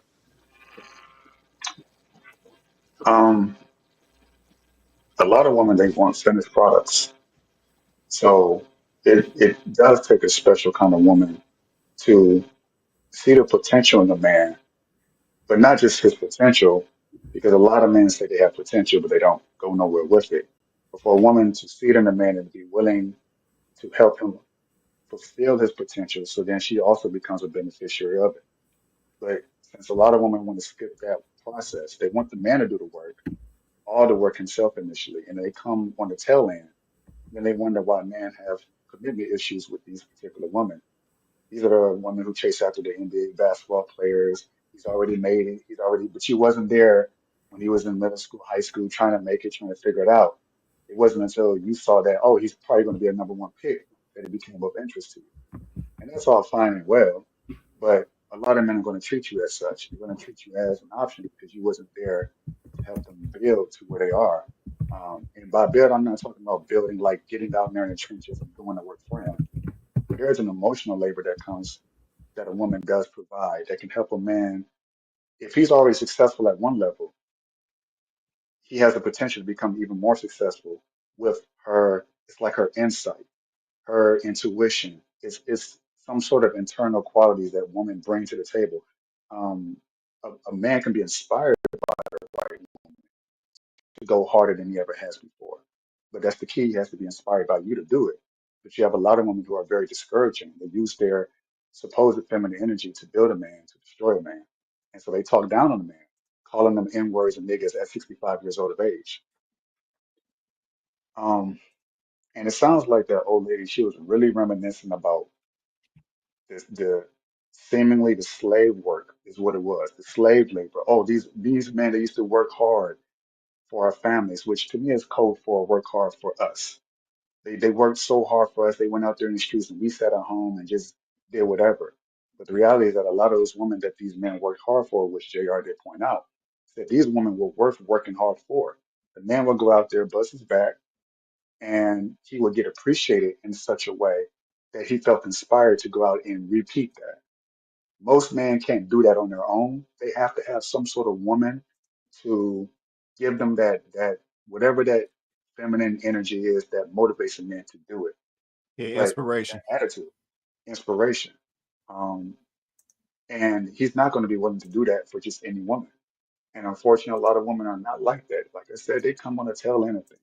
They want to do things on their own way. They don't want to do the work on their side of things that would motivate a man to work as hard as those men did in the past to accomplish these things. So, um, yeah, I think that's about it. Okay. Oh, last point is as far as the work ethic, to go on the other side, a big part of that also is the lowering of testosterone levels amongst a lot of men. When Vince talked about how he used to wake up at 5 o'clock in the morning, he did that for years or decades. A lot of men don't have the wherewithal to do that anymore because they don't have the energy to do it, even for themselves. So this has been that's a scientific fact. You know, it's been proven. That I can see in reality with my own 2 eyes. It's just the work ethic isn't there for a number of different reasons: diet, lack of exercise. I would definitely say masturbation, pornography, oversexing, promiscuity. That's a big problem. So you have a lot of men who think that it's cool to go out here and just release themselves constantly, and they don't know why they don't got the energy to do anything else because you're busy chasing women, so you don't have the motivation to get the work, the money. So it's a big problem, right? You have the sexual freedom and liberation. It's a lot of issues. Oh, the Right. women are available; they're throwing it at us, so we're going to take it. But it degrades them, and now they don't have the motivation to do it, and they don't realize that they're killing their own sex drive that will motivate them to go out there and work the 4 jobs or work overtime. That's So true. it's a lack of, so basically it's a lack of sexual discipline on a man's part.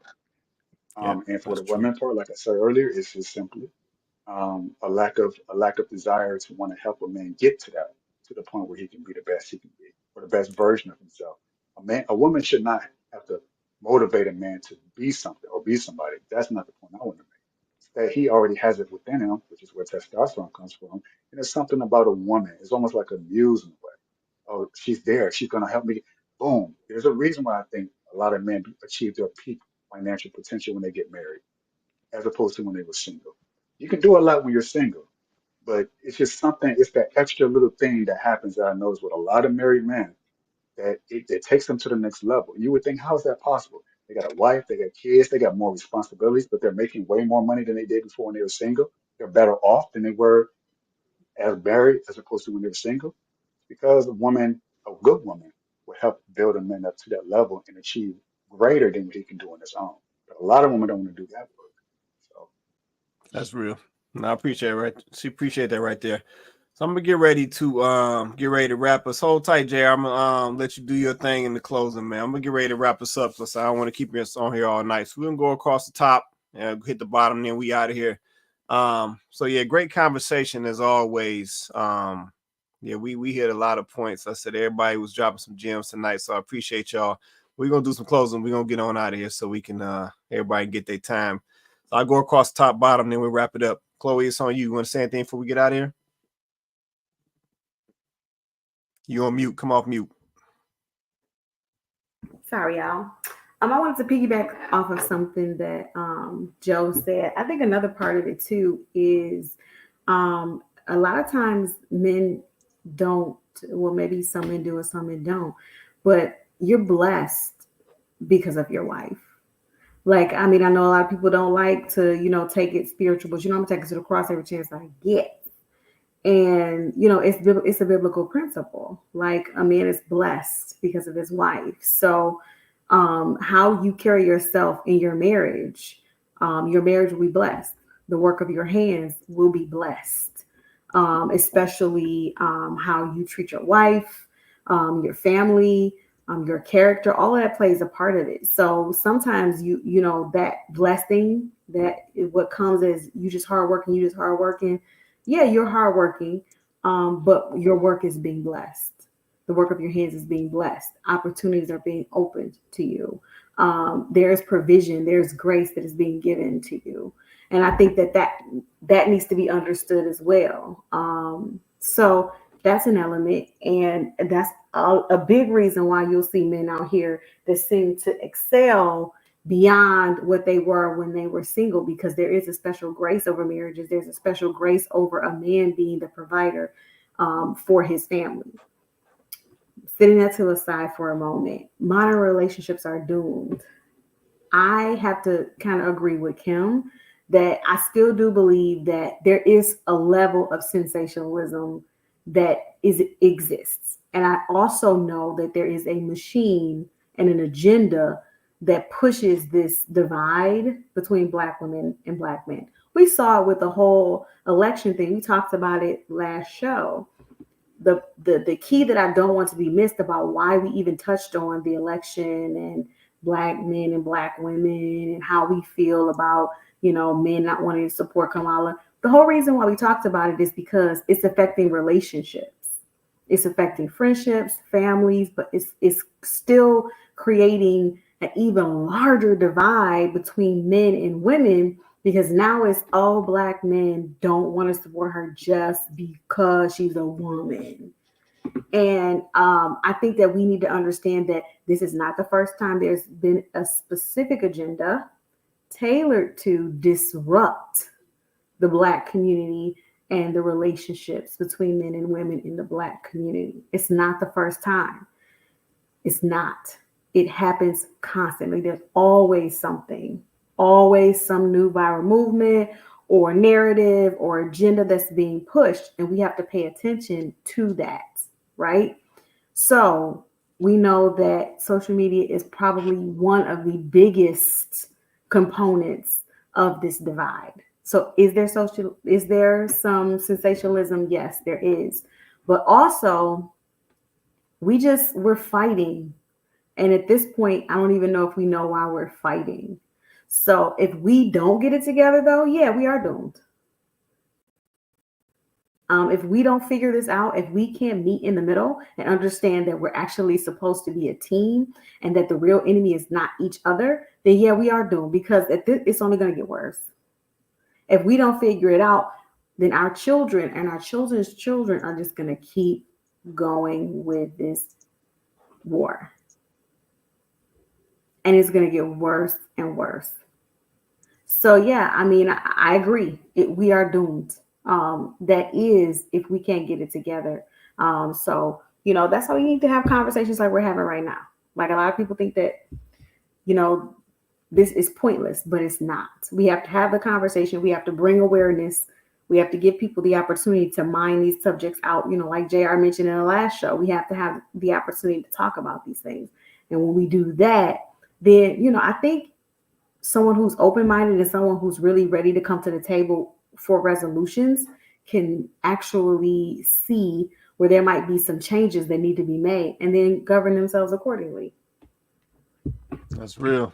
Appreciate that right there. Vince, it's on you, man.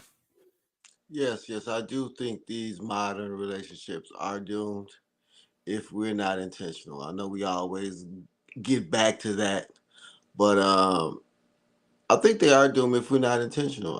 I think that marriage is honored by God. I mean, I know, just for me, 5 years ago, I looked 10 years younger. And I know that's Remy. The love she gives me, the support she gives me, the peace that she gives me. People say all the time, you don't look your age. I say, I know, I got a young wife. So, I definitely believe in that we got to work together. Two is always better than one, and we can't have a great community unless we have great relationships. So we're going to have to figure this out if we want success. So that's facts right there. You're going to have to tell Remy to hop on here. I need to know what she's doing to you over there, man. Remy, you know how Remy is. She like, they don't want to know, and I don't want to tell them. See, she think I'm crazy for coming on here. She like, I don't even know why you talk to them. They don't want to listen to you in no way. But I guess that's the preacher in me. I like I said, my grandfather was a Kojic pastor. My uncle was a Kojic pastor, and I think that's just, how I love people.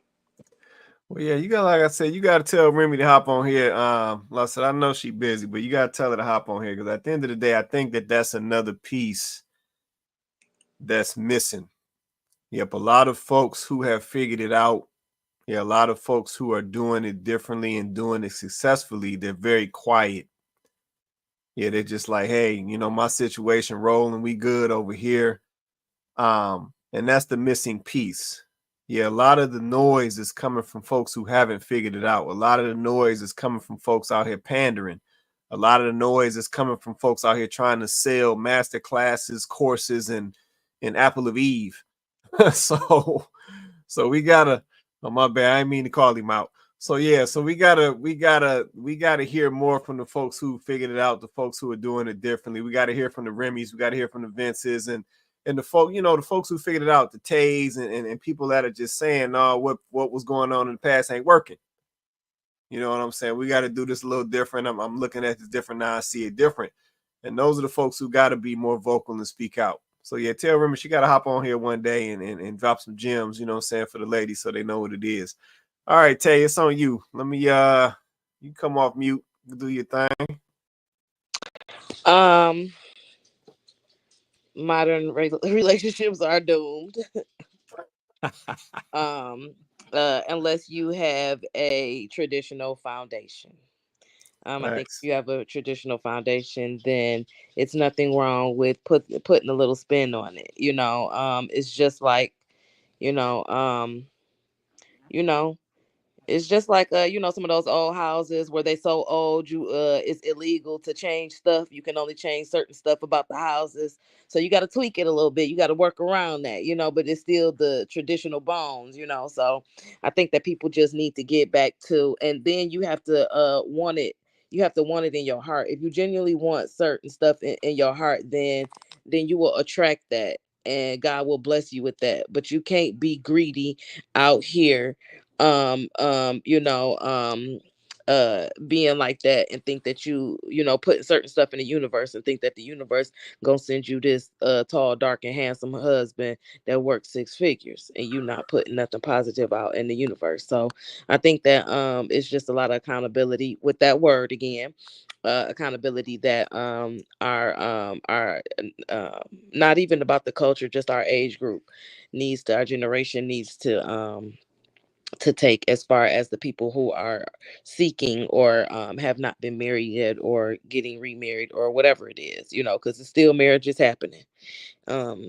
It's still happy people, so at the end of the day, it's still out there, but you just have to want it in your heart to attract it. And if you fake it, you can't fake that, you know what I'm saying? So That's it's real. out there, but yeah, but yeah, I guess so. They not doomed. They not doomed. I changed my mind. Modern relationships are not doomed.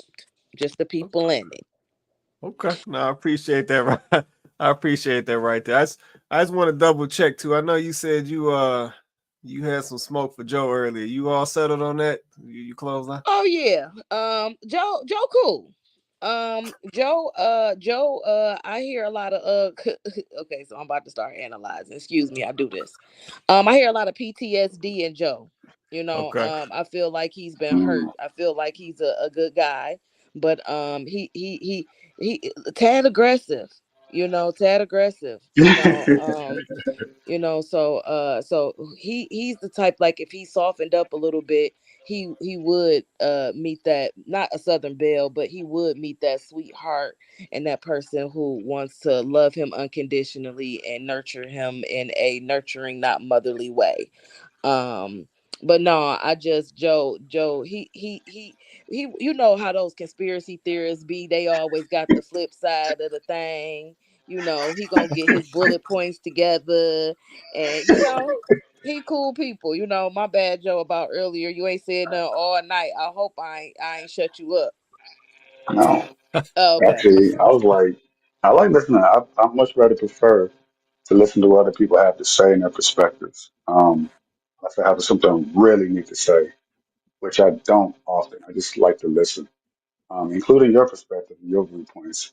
Um, the reason why I come on here is because, um, in a way, I know, to touch on what you said, Tay, it is somewhat therapeutic in a sense because I intentionally well, as best as I can, virtually, digitally surround myself with people who have successful marriages, who have successful relationships, which is, as far as I know, is Vince and Quay.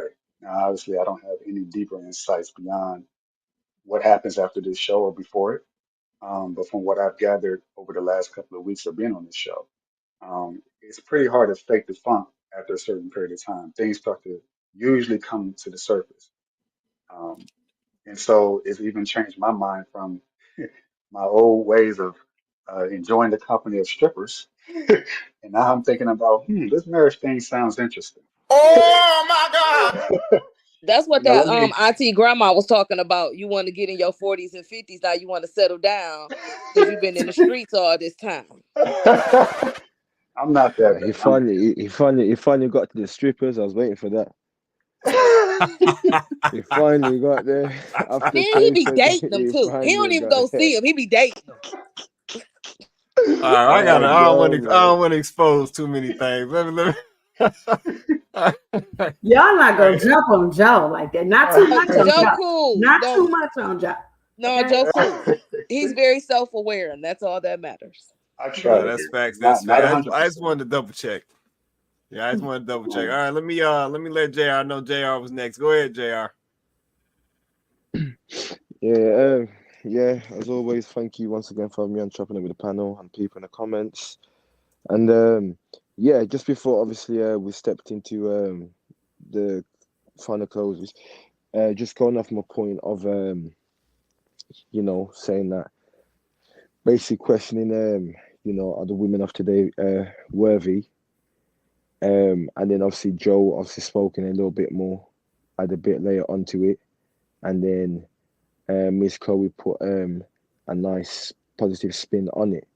And whilst obviously I was listening, it just felt good, just the way the conversation kind of went, because we kind of dived into, just forget a good woman, just how important a woman can be or is to a man, to inspire a man. Whether, yes, a man should still be, himself and stand tall. But as a man, we know the kind of feeling that we get when a woman puts, when she puts that battery in the pack and she charges it up. We know the kind of feeling we get.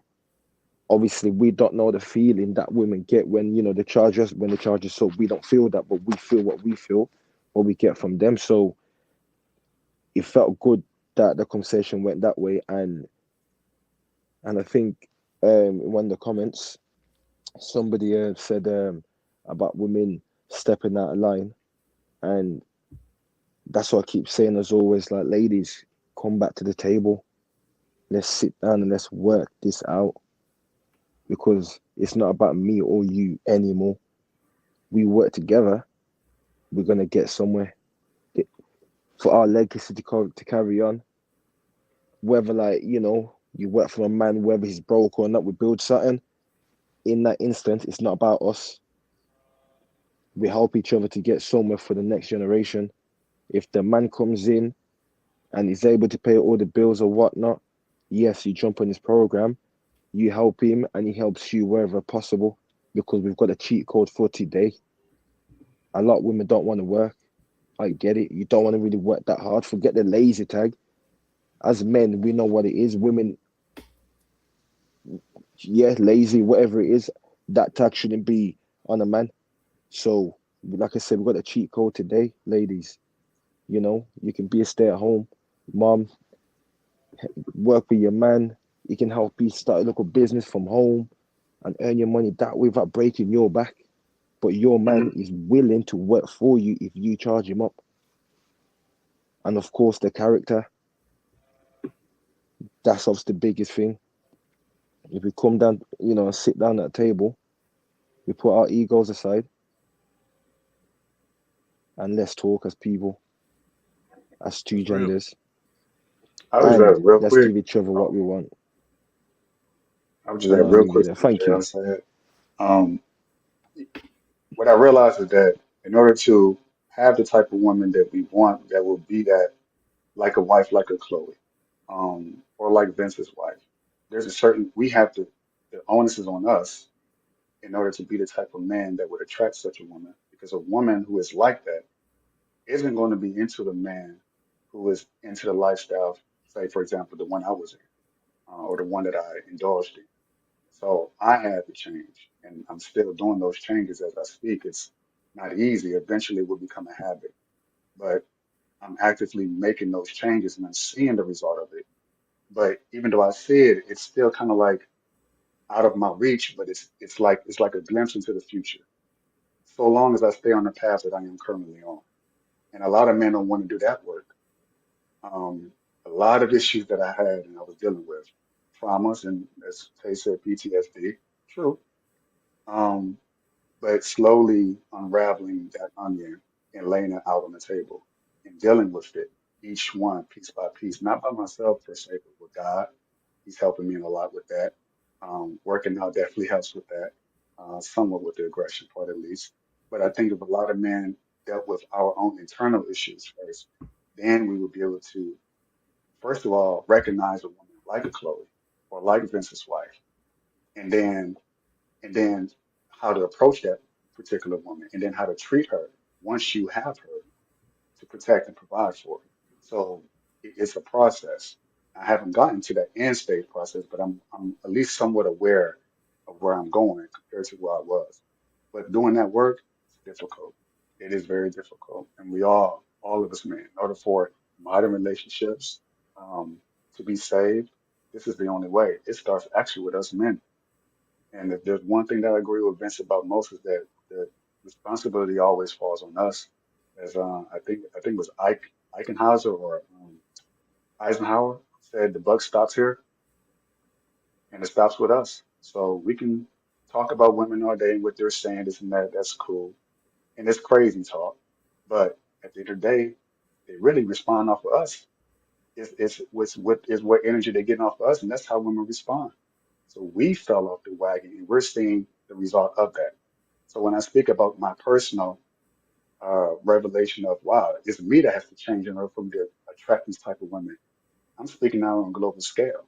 Modern relationships are doomed so long as men continue to allow themselves to be bamboozled by society, by the government, by all these other influences outside of themselves. So it can be saved if we want it to be, but the choice is ours to make.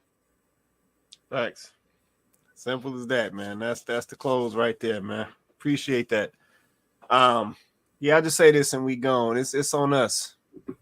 Yeah, it's on us to make some changes. It's on us to go about things differently. It's on us to adjust our mindsets. It's on us to actually do the tangible work. It's really that simple. It's not that hard to be a husband. It's not that hard to be a wife. We just got to make some changes and we got to move differently. It's just that simple. And I ain't going to go no farther than that. Shout out to my panel, Chloe, Vince, Tay, JR, Joe. Appreciate y'all holding me down on the panel tonight. Can't do it without y'all. Shout out to everybody in the comments as well. Man, this is Kandid Konvos. We do this show every Wednesday night, 8:30 Eastern Standard Time. We go live on YouTube and Facebook, so definitely smash that like button if you haven't already. Hit that subscribe if you haven't already. But, man, once again, we run from no topics. We're going to have a conversation. We're going to talk through it. We're going to present some solutions. We're going to present some better ways to do things so we can move us in a better direction. But once again, I appreciate my panel holding me down. Appreciate my panel holding me down. This was an awesome conversation. We touched on a few topics, but just based on what I just heard from Joe, we making some progress and we moving in the right direction. But, man, with that being said, everybody have an awesome night. We're going to catch y'all next Wednesday.